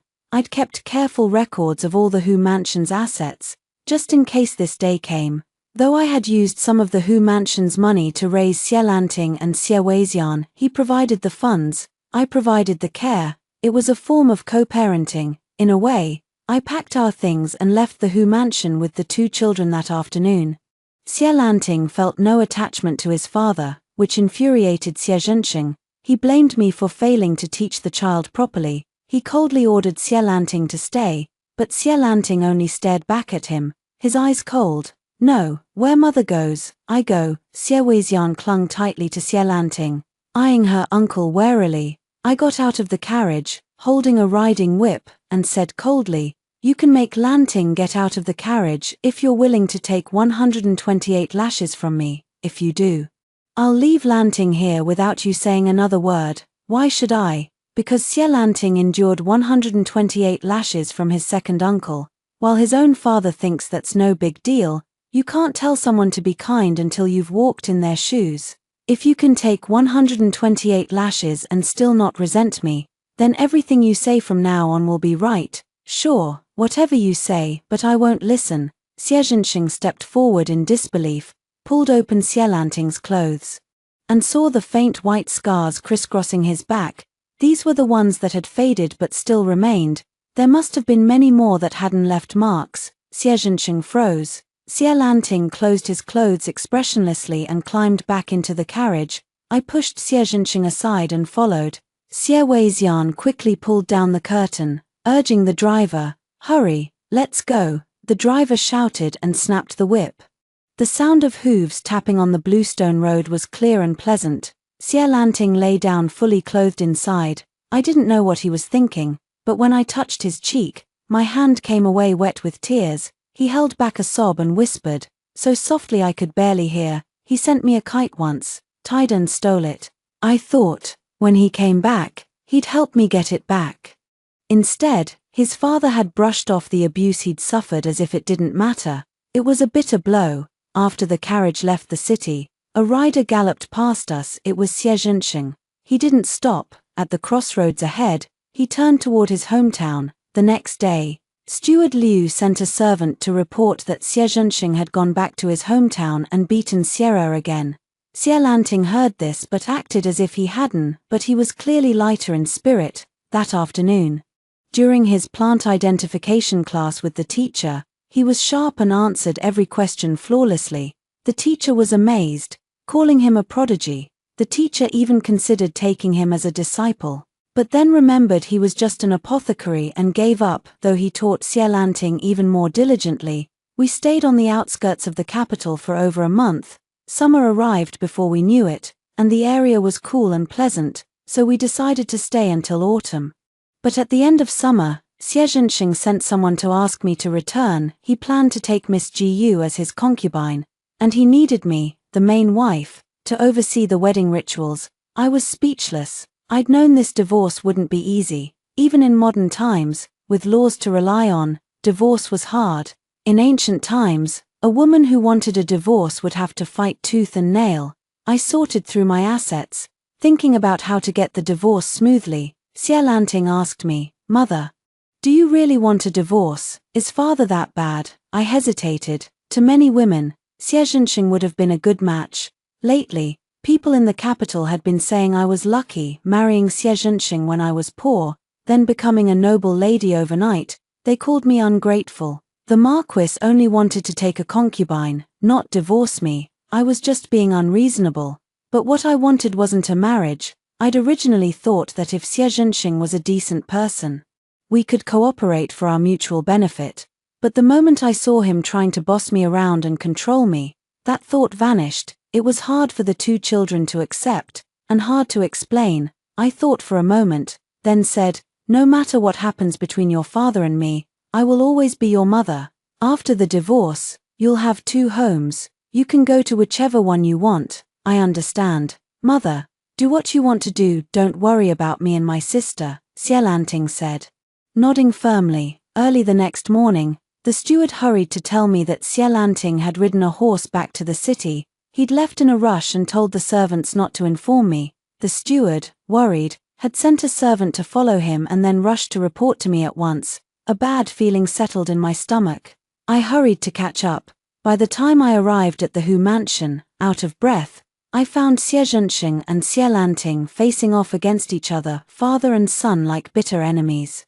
Glaring furiously at one another, Xie Lanting clutched a knife tightly, pressing its tip to his own chest, forcing Xie Zhenxing to sign the divorce letter.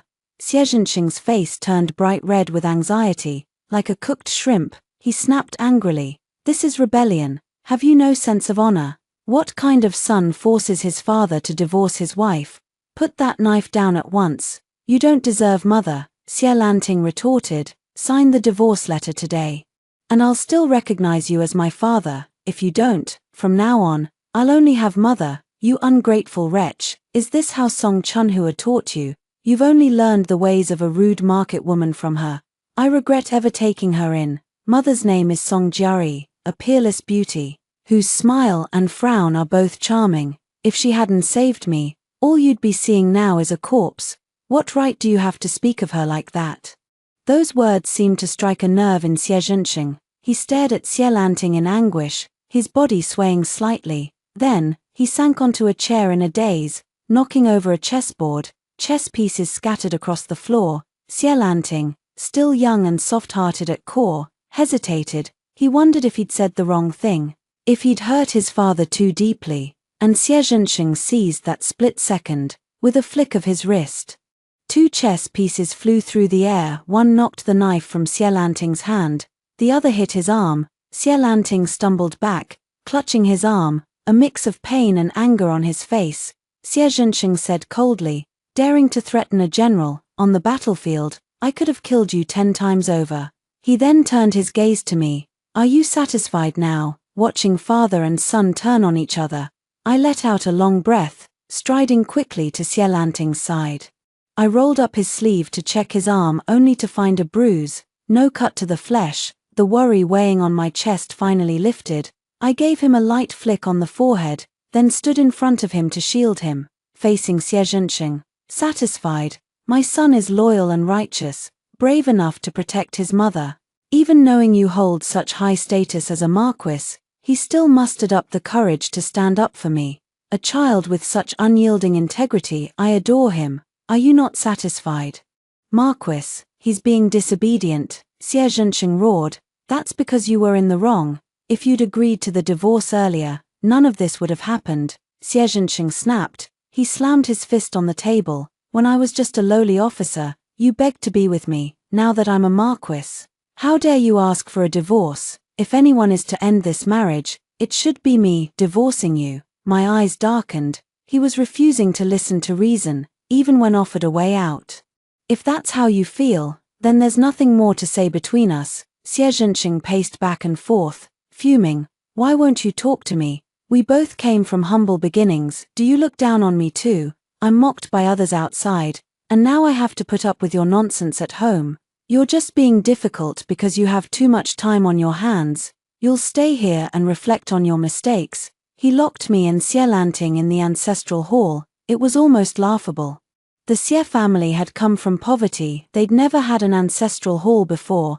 This one had been part of the mansion the emperor had granted us, and I'd even spent money to have it renovated. I took a ruler from a table, my voice cold. "Hold out your hand." Xie Lanting's eyes widened in alarm. His eyes reddened quickly, but he lowered his head and obediently held out his hand. I tapped it lightly with the ruler. "Do you know what you did wrong today? I shouldn't have snuck back to see father on horseback without telling you. That's not it. Try again," I said, tapping his hand once more.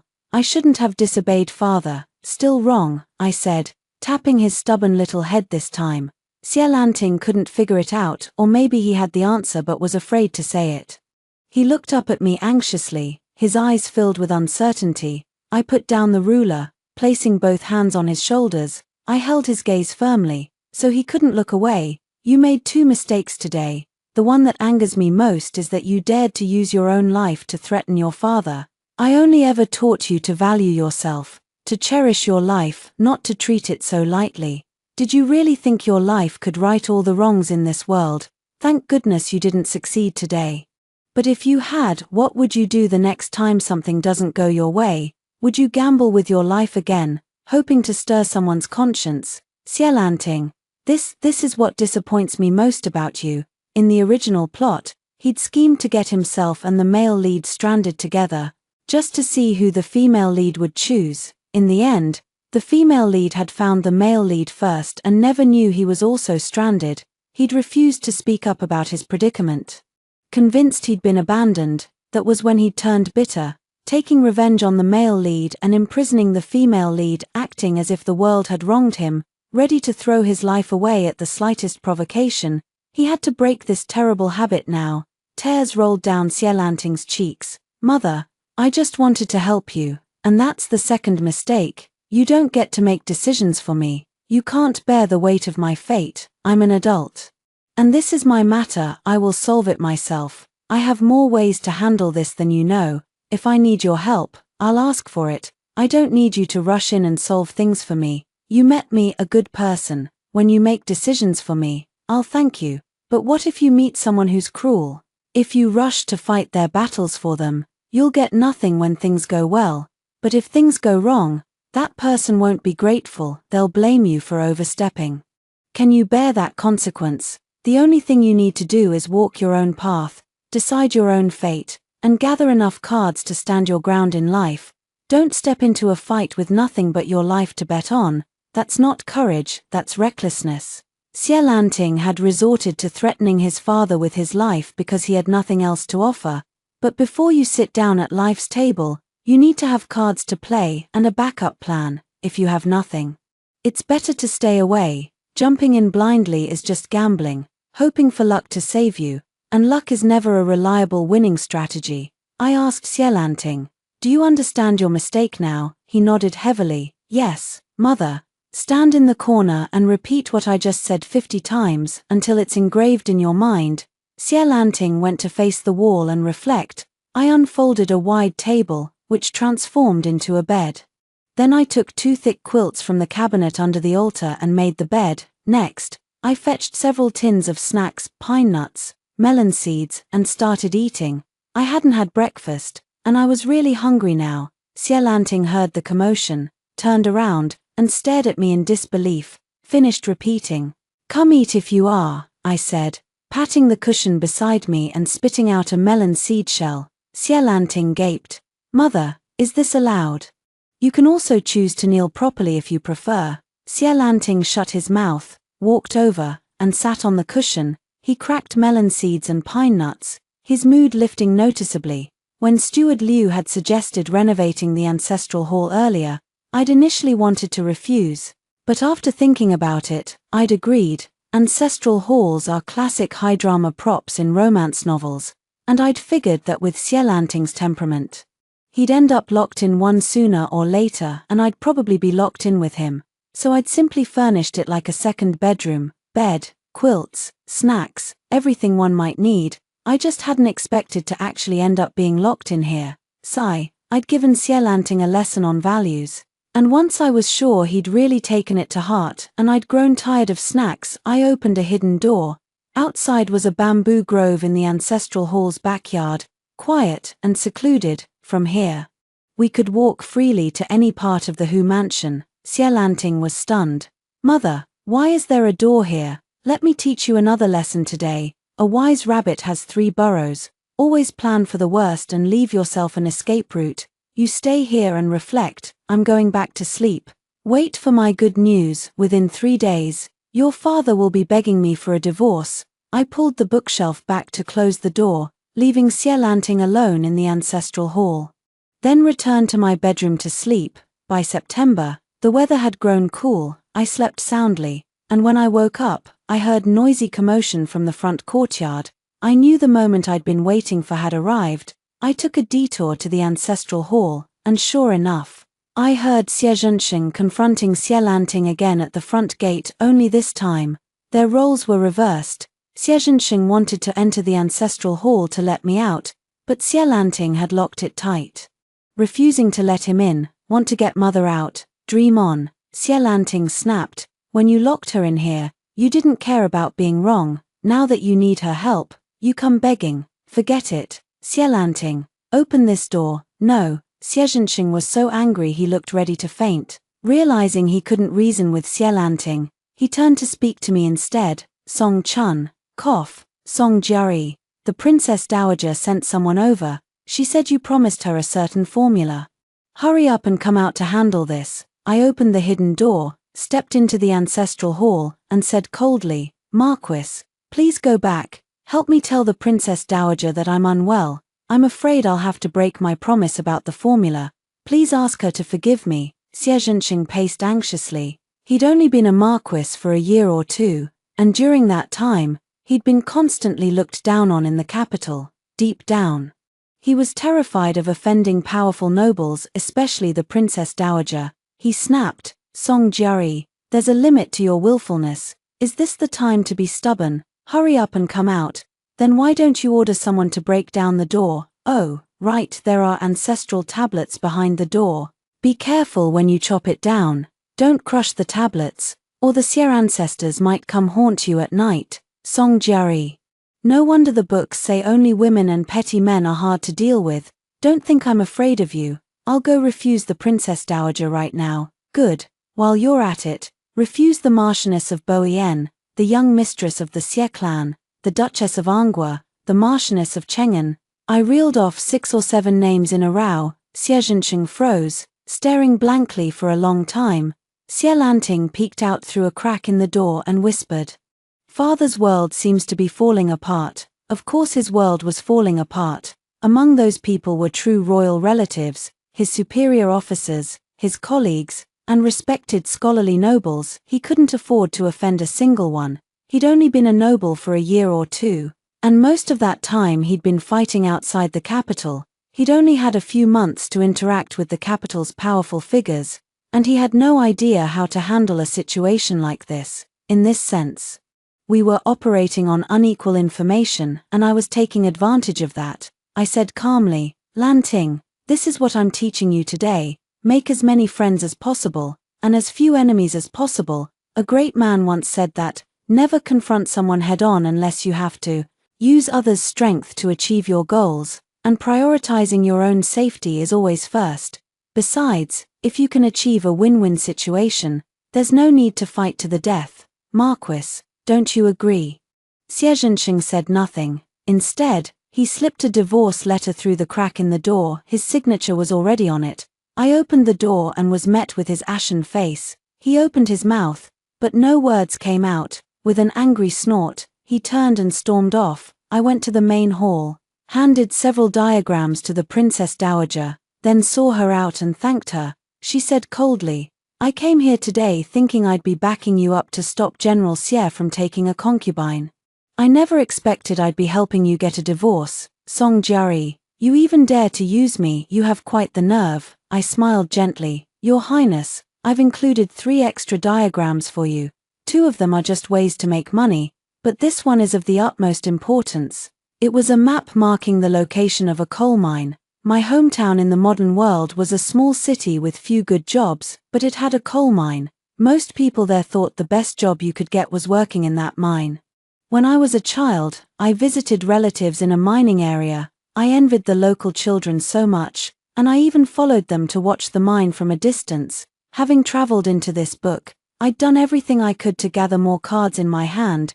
Beyond teaching the children and running businesses, I'd also searched for exploitable resources in the storied towns, mountains, villages with the same names as places I knew, combining my past experiences, the geography I'd studied, and sending people to investigate. I'd finally confirmed the location of this coal mine. It was an excellent card to hold. Now, I'd been forced to play it to get a divorce, but it was worth it. The Princess Dowager took the map, her voice calm. I owe you a favor. After your divorce, I'll look out for you. If you ever have another deal this worthwhile, remember to come to me. I like smart people who plan for themselves. She boarded her carriage and left. I let out a long breath, then sent someone to deliver the promised items to the other ladies. After finishing all this, I drank a large cup of water, finally feeling a sense of relief. Suddenly, I heard Xie Zhenqing's deep voice behind me. Today, I finally see how efficient you are at getting things done. If you'd already prepared an escape route, why didn't you talk to me properly? If you'd explained the pros and cons clearly, I wouldn't have refused to let you go. Why did you have to make such a scene? Marquis Xie, do you find it easy to communicate with Lanting? I asked. Xie Zhenqing's face flushed with embarrassment, as if I'd asked the obvious. I said calmly, talking to you is just as hard. You have your own set of logic, I can't change it, and I don't want to. Today's results are the consequence of yesterday's choices. You'll have to get used to reaping what you sow. Xie Zhenqing opened his mouth, set down the divorce document, which had already been registered at the government office, and turned to leave. He took a few steps, then paused, turning back with a confused look. I still don't understand why you insisted on a divorce. Is it really because I wanted to take a concubine? His face was full of confusion. He truly didn't get it, since he was Xie Lanting's biological father, and I needed to discuss visitation rights with him later. I could at least let him understand why this had ended. Marquis, do you want to talk properly? I asked. He nodded. I have one condition. Don't speak to me in an accusatory tone. If you can do that, I'll talk to you. Today has been full of events, and I have a lot on my mind. Maybe we can actually have a real conversation. After today, I'm afraid I'll never have the energy to talk about this again. I suspect you feel the same. Xie Zhenqing agreed at once. The maids and servants quickly set up a table with tea, then retreated. Clouds drifted lazily across the sky. The steam from the tea curled gently upward. My thoughts wandered, and my mood felt like a small boat swaying on the water, leisurely yet hiding an undercurrent of tension. I took a sip of tea. Marquis, why do you want to take a wife and concubines? So this is what you care about. All the nobles in the capital do this, why can't I? I put down my teacup and stood up to leave. I was wrong. Give me another chance. I just couldn't change my habit for a moment. Xie Zhenqing broke out in a sweat, hurrying to stop me. I said, Marquis, I want a divorce because I know what life with you would be like. From the moment you came home, you never asked how I'd gotten through these years. You assumed I'd been living comfortably in the capital, with no hardships at all. You never asked how Lanting and I got along. You assumed we'd have no conflicts, and if we did, you'd surely blame both of us equally, wouldn't you? Xie Zhenqing's face turned ugly, but he didn't refute me. I knew I'd guessed right. My own family had been like this. When problems arose, my father would always blame my mother first, and my mother would then take it out on me. It was a perfect example of the kick the cat effect. Xie Zhenqing was the same. The only difference was that neither Lanting nor I had any status in his eyes, so he'd punish us both. If I didn't divorce you, I'd have to accept your concubines. Honestly, that wouldn't bother me much. As you said, all the nobles in the capital take concubines, especially a newly promoted one like you. Countless people are eager to marry their daughters into your household. The day you came back, I thought about discussing a cooperation with you. I didn't care how many concubines you took, because only someone who loves you would care about that. I don't love you, so it didn't matter to me. Xie Zhenqing looked even more embarrassed. He seemed unable to believe I didn't love him after all. The original mistress had begged him to take her with him so shamelessly. How could she not love him? I continued. But when you accused me without listening to my side of the story, without asking for an explanation, I realized I couldn't cooperate with you. Because you don't see me as a person, you see me as your property. But husband and wife are supposed to be equals, a team. What I want is respect, equality, for you to ask about the facts first, to give me a chance to speak instead of convicting me the moment you see me. If you don't treat me as your wife, you can never be my husband, but everyone else does it this way. General, why do you fight? If you're only fighting to have beautiful wives and concubines, to hold great power, then you can follow those nobles, enjoy your achievements, grow arrogant and indulgent. But if you want a real home, you have to make choices, because sincerity can only be exchanged for sincerity. There's no reason for me to respect you when you treat me so poorly. I paused, then added, besides, when you're humiliated by those nobles, you come back and take your anger out on us, yet you still want to be like them. Do you really think they're in the right? Life is something you live for yourself. Copying them won't make you happy, at least not in my book. He tried to discipline me with the same rules used to control women in this era, but he was destined to fail. Bad luck for him, to meet someone like me. But also good luck for him. Meeting me meant his family would at least avoid being wiped out in the future. I waited for a long time, watching Xie Zhenxing stand there stunned, unable to say a word. Bored, I stood up to leave. As I reached the door, Xie Zhenxing finally seemed to snap out of his daze. His voice was hoarse, as if he was forcing the words out of his chest. I was a poor man who suddenly became rich. I really don't know how to be a Marquis. I could only copy others. Now that I think about it, I didn't even copy them well. I'm sorry. Then think carefully. General, why are your soldiers willing to fight for you? Why did so many people die? Yet you were the one who got promoted to Marquis. Every person has both divinity and darkness within them.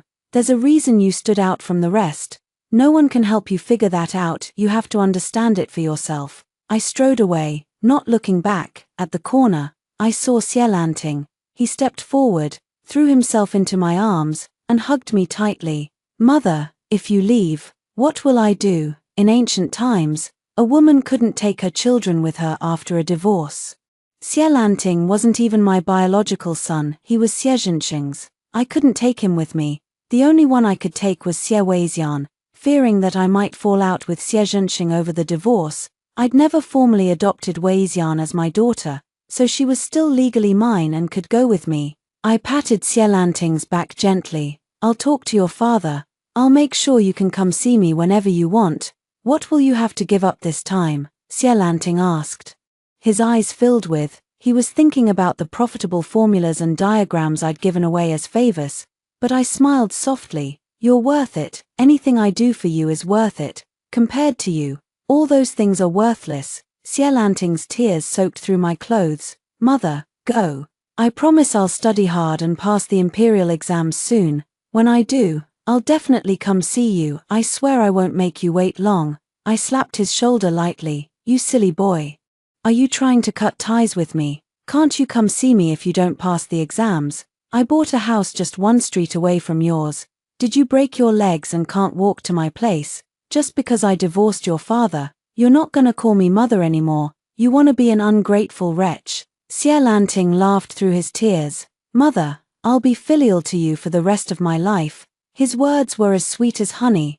I hoped that when he met someone he liked in the future, he'd be just as sweet-talking. On the day I left the Hu mansion, I drew up documents for all the things I couldn't take with me and left them to Xie Lanting.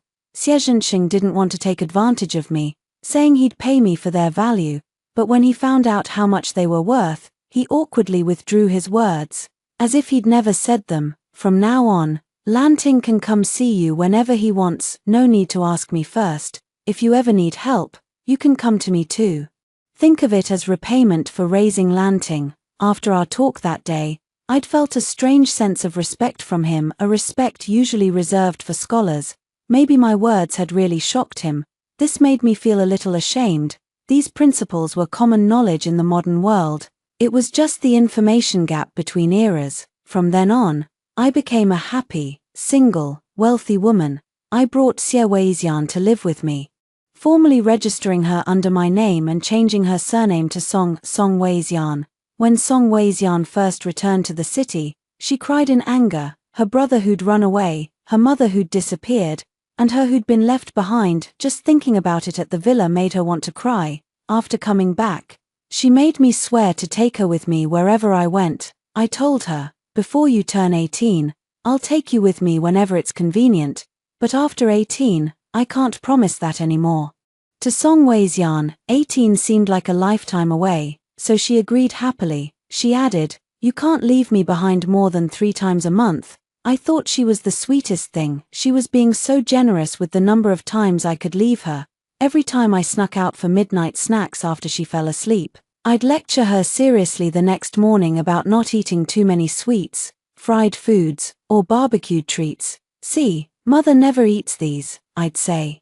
Song Weixian would pout but still nod earnestly. Then I won't eat them either. Now I understood the joy of raising a daughter. That is, until one day when I came back late and found her still awake. She pulled open my mouth and smelled the barbecue on my breath. My world came crashing down. I had no choice but to promise her that we'd eat barbecue, sweets, and fried foods once a week. As for Xie Lanting, he'd come to my place every day after class. We'd learn about business together, practice martial arts, draft plans, brainstorm ideas, and organize events. He made rapid progress. My divorce from his father seemed to have matured him a lot. It's true, parental divorce is a major turning point in a child's life, but he had to figure it out on his own, and I believed he could. Before long, Mr. Ju, their former tutor, came to see me too. He was furious, saying that the new Mrs. Xie Jiu Rushuang had cut his salary. She thought it was too extravagant to pay so much for a tutor who only taught one child, not to mention giving him a separate teaching space, so she'd cut back on many of his benefits. Mr. Ju had grown used to good treatment, so he couldn't accept this new arrangement. I could actually understand Jiu Rushuang, though. She'd finally married Xie Zhensheng not as a concubine, but as the proper Mrs. Xie. But after taking over the Hu mansion, she'd realized that such a large estate and grand lifestyle required a lot of money to maintain. Xie Zhensheng wasn't very good at making money. He could only rely on imperial rewards, and those wouldn't last forever. The Hu mansion's finances were tight, so cutting expenses made sense even if the person being cut wasn't happy about it. I simply suggested that Mr. Ju come work as a tutor for me instead. I planned to let Xie Lanting take the counter-level imperial exam that year to become a scholar. Once he made a name for himself, I wanted to seriously establish an academy. Good academies were still scarce in this era, and I wanted to try building an education group in the future. Everyone who graduated from it would be part of my network. I knew clearly that relying on favors from Xie Zhensheng or benefits from powerful people was unstable.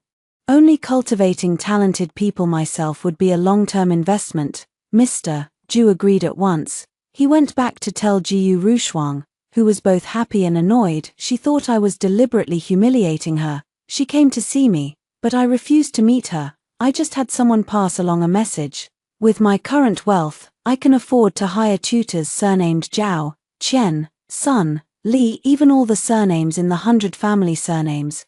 If Madam doesn't want to let Mr. Ju go, I won't force you. Jiu Rushuang froze for a moment. When she went back, she immediately packed up Mr. Ju and sent him to me, not saying another word. Everyone was happy in the end. I told Xie Lanting, this is what they call a win-win situation. Xie Lanting nodded, half understanding. So if I pass the exam and become a scholar, that'll make it an even bigger win for you. He'd grown taller than me now. Teenage boys really do grow fast. No wonder he'd be one of the 188 cm tall male characters vying for the female lead in the original story. I said earnestly, it'll be a win for you, and a win for me. That's what an even bigger win is. Pushing yourself just for my sake isn't a real win. He knelt down slightly, placing my hand on his head, and smiled. Mother, don't worry, I understand what you mean. That year, Xie Lanting shone brightly in the county exam, becoming the youngest scholar.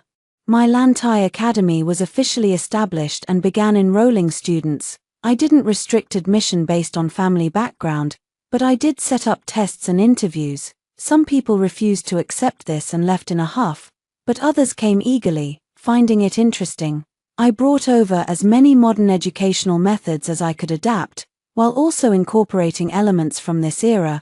I aimed to add a touch of innovation to tradition, not to completely detach from reality. After all, I only wanted to live well in this era, not become some overpowered protagonist. I was already satisfied with using the information gap between the two eras to make a little money and live comfortably. I'd never push myself to do more than I was capable of.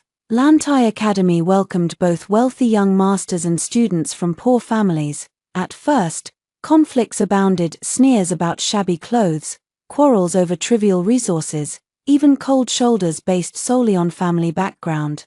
But after a wilderness training trip, where I deliberately set up several major challenges for them, those class prejudices began to crack. It started with a sudden downpour on the second day of the trip. The wealthy students, who'd brought fine tents and silk bedding, watched in panic as their tents leaked and their belongings got soaked. Meanwhile, the poor students, used to roughing it in the countryside, quickly set up simple shelters with bamboo and tarpaulins. Then silently shared their dry rations with those who were stranded. Later, when we encountered a flooded stream blocking our path, It was a poor student who suggested using vines to build a makeshift bridge, and a wealthy student who contributed his strong silk rope to reinforce it. By the time we returned to the academy, the lines between rich and poor had blurred. They'd started calling each other by name, sharing notes, and even arguing over who got to lead the morning reading. It was just a small crack, but I knew it was a good start. Xielanting made several true friends here. Unlike the original story, where he grew up isolated and bullied, he now drew people to him with his sense of responsibility, wisdom, and loyalty during the training. When a younger student sprained his ankle, he carried the boy on his back for 3 miles without a word. When the group debated whether to take a shortcut, which might be dangerous, or stick to the long path, which would make them late, he proposed sending a scout first to assess the risk, calming everyone's anxiety. By the end of the term, he was the most popular boy in his class. Even the initially arrogant wealthy students would seek his advice. Song Weixian, too, became the most beloved girl in her all-female class. I'd always thought she'd be timid, having endured so much neglect as a child. But after years of being loved and encouraged, her true personality emerged, lively, cheerful, quick-witted, and sharp-tongued. She had a knack for seeing through lies and standing up for what was right. Once, a wealthy female student mocked a poor classmate for wearing patched clothes. Song Weixian immediately retorted, "Your silk dress is pretty, but it doesn't make your heart any kinder. At least her clothes are clean, can you say the same about your words?" She soon became the protector of her class, with a group of loyal friends who'd follow her lead.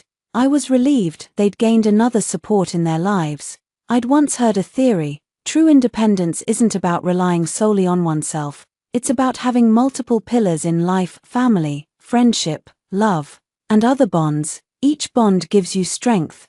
That's real independence. Isolating yourself, with no one to lean on, is not strength, it's loneliness. I deeply agreed with this. I hoped Xielanting and Song Weixian would build many such pillars in their lives, so that when they faced difficulties, they'd have multiple ways to solve them, not just relying on themselves or one person. That way, they'd never fall into despair if one pillar crumbled. I, too, was building my own pillars: my businesses, my academy, my friendship with the Princess Dowager, even the trust of the servants who worked for me. Whether I'd traveled into this book or not, I wanted to live a good life. Time flew by in the blink of an eye. Xielanting passed the provincial exam at 13, becoming a Juren, and the imperial exam at 16, earning the title of Jinsha. During the final palace exam, his extraordinary good looks and eloquent answers won him the title of Tanhua, 3rd place. Mr. Ju sighed with regret, lamenting that Xielanting hadn't won the top 3 titles: Zhuangyuan, Bangyang, Tanhua, a rare honor that would have made him famous throughout history. But I thought it was perfect. Perhaps fate had other plans for him. After all, he wasn't the male lead, only the second male lead. The heavens wouldn't give him every good thing. That same year, the 9th prince, who'd been raised on the northern frontier, returned to the capital. His arrival immediately overshadowed Xielanting's fame. He was breathtakingly handsome, with a wild, unruly streak. He acted like a reckless aristocrat, yet everyone's eyes were drawn to him. There was something magnetic about him, you couldn't look away even if you tried. Also that year, Su Li, the eldest daughter of the Prime Minister, whose mother had died young and who'd always been neglected, was jilted by her fiancé, the 5th prince. On the very day he broke off the engagement, the 5th prince proposed to Su Li's half-sister, Su Mo. To everyone's surprise, the Prime Minister agreed, and the family celebrated the new engagement as if nothing had happened. I couldn't fathom why a powerful Prime Minister would tolerate such an insult, but that's how it was written in the original book. If it were me, I'd have beaten the 5th prince senseless for dumping my eldest daughter to marry her sister, even if he was a prince. The 9th prince's first act upon returning to the capital was to beat up the 5th prince. Afterward, he went to the emperor, wearing sackcloth and holding a rod, a sign of penance, and said, "I don't even recognize this so-called 5th brother. I never thought my own family could be so shameless, dumping the eldest daughter to marry the younger one, and acting like it's the most natural thing in the world." The emperor was left speechless. He punished both the 9th prince, for violence, and the fifth prince, for dishonor. This was the beginning of the male and female lead's romantic story. They'd been impressed by each other's courage and sense of justice, and their tangled, passionate love affair began. In the original book, Xie hadn't met the female lead yet at this point, and he still hadn't. But I knew the day would come soon. Sure enough, not long after, the Princess Dowager held a banquet to find a husband for her daughter, Princess Cheng'an. She specially sent an invitation to Xie. I was filled with anxiety, worried that Xie would be sabotaged at the banquet, just like in the original story. So I took the initiative to visit the Princess Dowager and offered to handle all the snacks and drinks for the banquet. She agreed. She wanted her flower viewing banquet to be unique and memorable, and she had high expectations for my ideas. I racked my brain to create new, delicate snacks, candied osmanthus cakes shaped like flowers, milk pudding topped with fresh fruit, even small, crispy pastries filled with red bean paste. I assigned my most trusted kitchen staff to prepare them, warning them to keep a close eye on every step. I also gave Xie a long list of warnings. Never drink any tea or wine that's been out of your sight. The male guests' changing room is in the outer courtyard. If anyone tries to take you to the inner courtyard, it's a trap. Don't go anywhere alone. Stay with a group if possible. And don't change your plans at the last minute. Most trouble happens when people deviate from their original schedule. Xie must have sensed my anxiety. He'd grown into a graceful, accomplished young man. His starry eyes looked at me seriously. Mother, you're worried about me. Do you know something bad will happen? I shook my head, then nodded. Fate is unpredictable. But I have a feeling today will be a turning point for you. That's why I'm worried. Mother, don't worry, he said softly. You've taught me for so many years. You have to trust that the child you raised isn't that naive. I looked up at him. He really had grown up into a fine young man. Maybe it was time for me to let go of the kite string in my hand a little more. On the day of the banquet, I sat at the female guests' table and finally saw Su Li, the female lead. She was a quiet, composed girl, dressed in simple, elegant clothes. She seemed to be hiding her talents, exuding a calm, gentle aura like a pure white flower. But not just any white flower. There was a quiet grace about her, a purity that drew people to look at her again and again. The noisiest person at the banquet was her half-sister, Su Mo. She was bright and charming, full of pride. Her passionate love affair with the fifth prince made her glow with confidence. She accepted everyone's congratulations eagerly, forming cliques with other wealthy young ladies as if to prove that the fifth prince's choice of her was everyone's wish, and that Su Li was unworthy. She even stole the spotlight from Princess Cheng'an, the host's daughter. Princess Cheng'an rolled her eyes in disdain, then took Song Weixian and her group of friends and walked away. With Su Mo gone and Princess Cheng'an leaving in a huff, the banquet suddenly grew quiet. Just then, a servant refilled Su Li's teacup, but Su Li didn't take a sip. She stood up silently and walked away too. I let out a quiet sigh of relief, then signaled to a trusted servant, "Follow Miss Su from a distance. Don't let her notice you. If there's even a hint of being discovered, stop at once." I didn't want to overstep, but I also couldn't bear to see her fall into the trap set for her in the original story. The Princess Dowager noticed my and teased, "Why, have you taken a fancy to Miss Su for Lanting? With the Xie family's current status, Prime Minister Su would surely agree to the match." Of course he would. One daughter married to a prince, another to the son of a general. This would tie the Su family firmly to the fifth prince's faction. It was a deal that would make him giddy with joy. I shook my head. No, it's just that while Miss Su has an excellent countenance, I sense she's fated to face hardships in the next few years. I'm afraid those hardships might strike today, spoiling your highness's flower viewing banquet. If possible, please strengthen security to prevent any accidents. The Princess Dowager looked surprised. I didn't know you knew how to read fortunes. Still, I trust your character. You wouldn't speak without reason. She immediately ordered her guards to patrol the grounds more frequently and security. She even sent for extra from her sister's residences, making it clear that no one would be allowed to stir up trouble in the princess mansion that day. After handling the security arrangements, she turned to me with a smile. "Since you're so good at reading fortunes, why not read mine?" Me, I silently apologized in my heart. In the original book, she was just a background character, her ending was never mentioned, but I studied her face carefully for a moment, then smiled. Your Highness's fortune is far beyond what a commoner like me can interpret. All I can see is that Your Highness is extremely wealthy. I plan to open a tea house that sells these pastries. Could you lend me some of your good fortune? So I can share in your prosperity. Now that I'd gone to the trouble of creating these pastries, I didn't want to waste the opportunity. Teaming up with the Princess Dowager to expand my catering business was a perfect next step. The Princess Dowager laughed heartily. She clearly recognized the value of these pastries and agreed at once. We spent the next few minutes chatting excitedly about our business plans. Our conversation was cut short when a maid hurried over, panic in her voice. Your Highness, there's trouble in the front courtyard.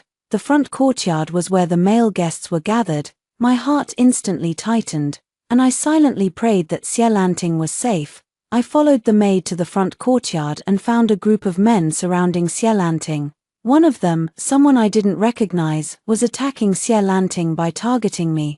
Your mother is a merchant, arrogant and wasteful. I've heard even the bowls and chopsticks in your home are inlaid with gold. You, Mr. Xie, are a Tanhua. You should understand the importance of valuing the people's livelihood over luxury. Why don't you persuade your mother to change her ways? I didn't know this man, but I already hated him. I'd earned my money through hard work. How was that any of his business? I looked at Xie, feeling sorry that he had to deal with such jealousy. But Xie just let out a loud laugh. My mother is thrifty and virtuous. She has sponsored countless poor students to attend school, yet you turn a blind eye to her good deeds and only fixate on how she spends her money. I've heard people tend to focus on what they lack. If you're short on money, you could just ask my mother to lend you some. She's kind-hearted. She might take pity on you and agree. There's no need to belittle yourself. Asking for help isn't a crime. After all, you'll never earn that much money in your lifetime. The man's face turned bright red with anger. He stormed off, waving his sleeves. Another man spoke up, his voice cold. I've heard your mother uses ruthless tactics to suppress other merchants. She's far too domineering.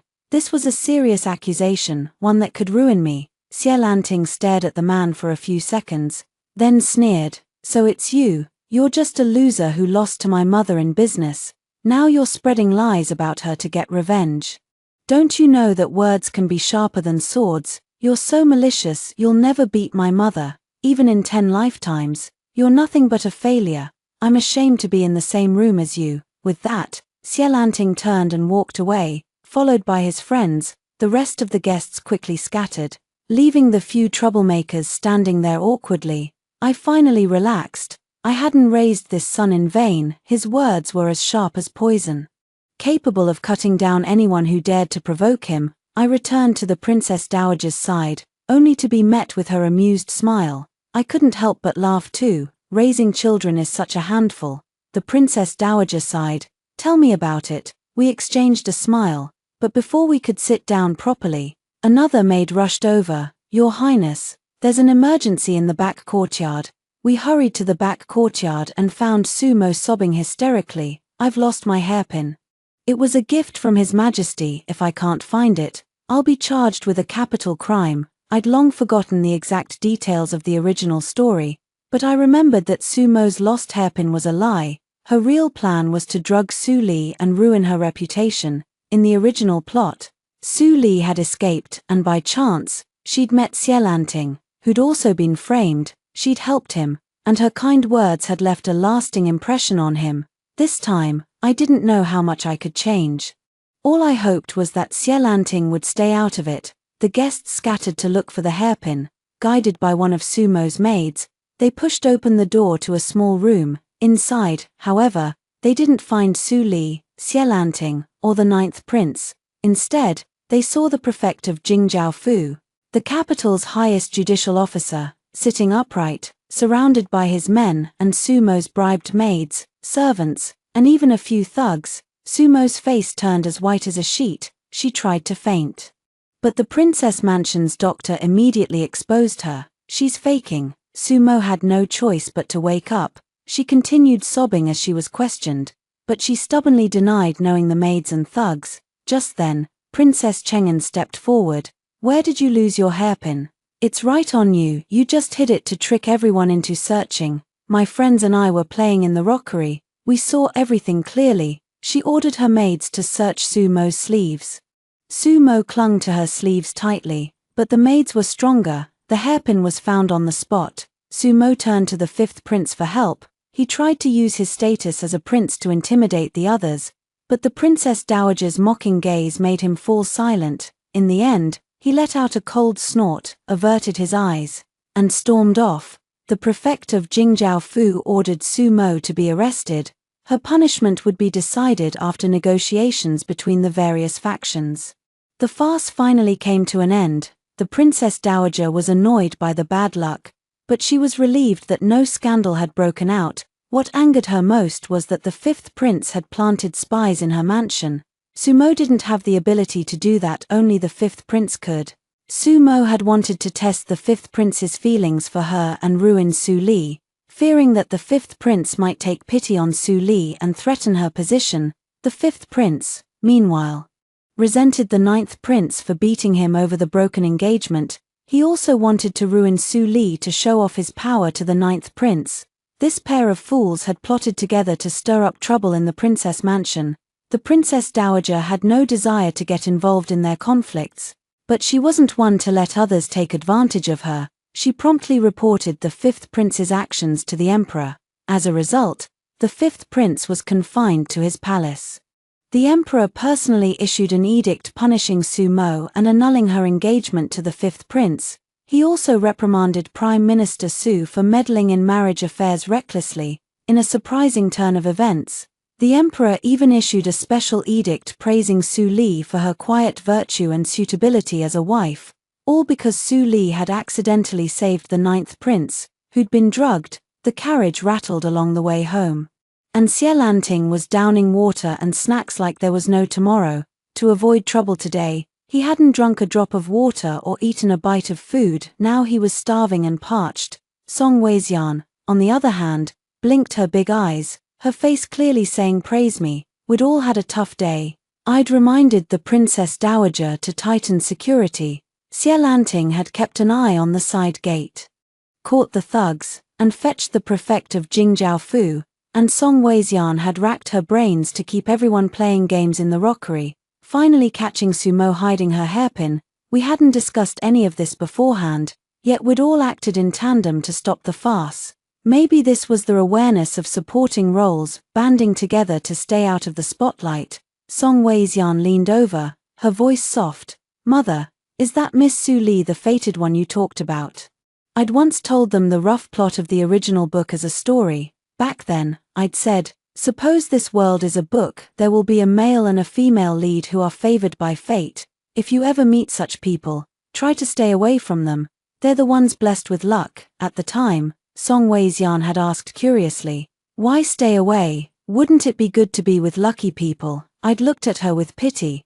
The energy in this world is balanced. If one person is extremely lucky, just think what happens to the people around them. Song Weixian hadn't understood then, but Xielanting had answered at once. The others will be extremely unlucky. Yes, exactly. When a disaster strikes, the leads are the survivors, and everyone else is a sacrifice. When they fall in love, the people around them are forced to become props. They love each other fiercely, while the lives of those around them are turned upside down. When I used to read novels, I could never understand one thing. Why would the male lead kill the female lead's servants just because she ran away? Why would the demon lord destroy the world just because the goddess didn't love him? Why would the male lead prove his dominance by killing people at will or wiping out entire families? Why aren't the lives of ordinary people worth anything? If I were a cannon fodder in some world, I'd beg the male and female leads to get married and have kids right away, with no twists or turns. Ordinary people can't withstand we just want to live well. We don't want to be sacrifices to prove how unbreakable their love is, how noble they are, or how extraordinary they are. The leads in this book aren't as extreme, but in the power struggles of the imperial court, the lives of innocent people are inevitably sacrificed. It's all to make the female lead seem intelligent, the male lead seem clever, to force the cannon fodder to choose sides, and to make everything reasonable. Maybe from a big picture perspective, this is unavoidable, but as a small, ordinary person, all I want is the simple happiness within reach, to have people I love and people who love me, a warm and happy home, a stable life, good living conditions, to help others when I can, and to accept help from others with a clear conscience. When we got off the carriage, Xie said, "Mother, let's leave the capital. I'll ask His Majesty to send me to a small official post outside the capital. We can come back when all the trouble here settles down." I agreed at once. As long as we stayed in the capital, we'd inevitably be dragged into conflicts. Today's incident was just the appetizer, there would be more to come, and I couldn't guarantee we'd avoid trouble every time. After all, Xie Lanting was the original book's second male lead. Someone as outstanding as him could never stay unknown. Xie Lanting wasted no time. He submitted a memorial to the emperor that very day. But the emperor set it aside without a response. He clearly valued Xie Lanting and intended to have him follow the ninth prince. But Xie Lanting was determined to leave. He went to see the ninth prince. The prince lounged lazily, provoking Xie Lanting to a fight. Xie Lanting gave it his all, but still lost to the ninth prince. To his surprise, the ninth prince looked at him with new respect. "Why don't you hold back like everyone else? Everyone hides their true strength when they fight me." "I don't think your highness likes being deceived," Xie Lanting replied, "and I don't like deceiving people either." The ninth prince's expression turned serious. "I have no right to interfere with father's decisions. If you really want to leave, find a way to do it yourself. I won't stop you, but I won't help you either." "Thank you, your highness," Xie Lanting said. This was exactly what he'd wanted. In the original book, the emperor had actually favored the ninth prince.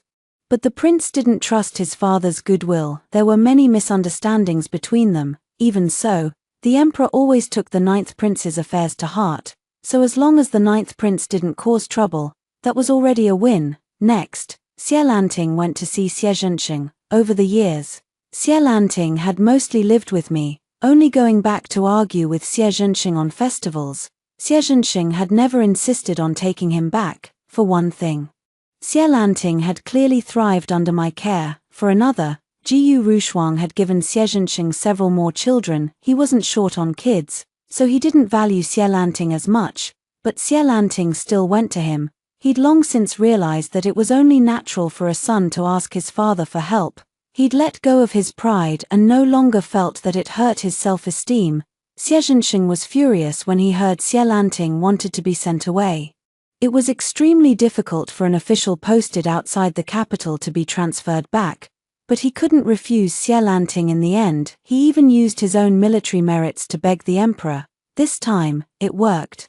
The emperor appointed Xie Lanting to a post in Jiangnan, a place known for its prosperous culture, a truly good assignment. I finally breathed a sigh of relief and began to handle my businesses in the capital. Some I would keep firmly in my hands. Some I would cooperate with others on, and some I would give away as gifts. On the day we left, the Princess Dowager came to see us off. She was the biggest beneficiary of my businesses in the capital.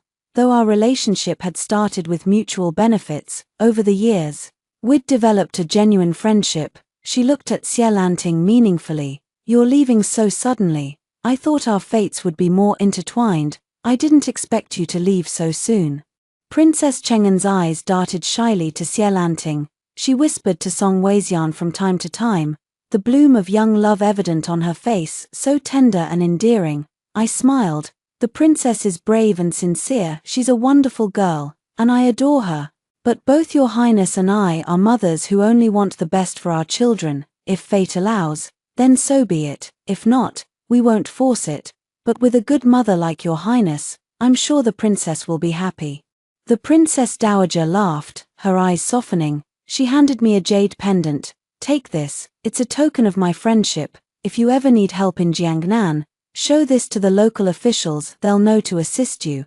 I accepted it with gratitude. "Thank you, your highness, I'll cherish it."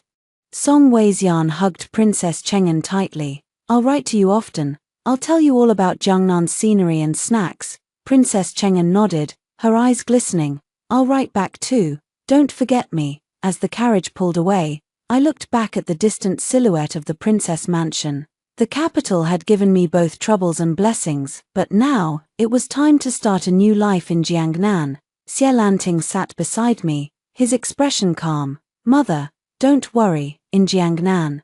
We'll be able to live quietly." I patted his hand. "Yes, quietly, and happily." Song Weixian leaned against the window, watching the scenery fly by, her face filled with excitement. "I heard Jiangnan has lotus flowers as big as umbrellas, and sweet osmanthus cakes that melt in your mouth. I can't wait." I laughed. The worries of the capital faded away, replaced by the anticipation of a new life.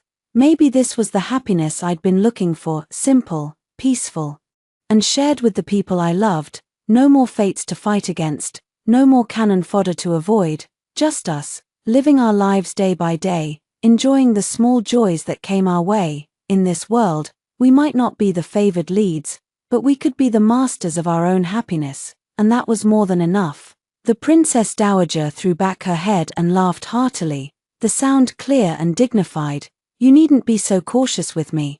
We've known each other for years. I like to think I've earned your trust." Song Jiari, "The mountains are high and the roads are far.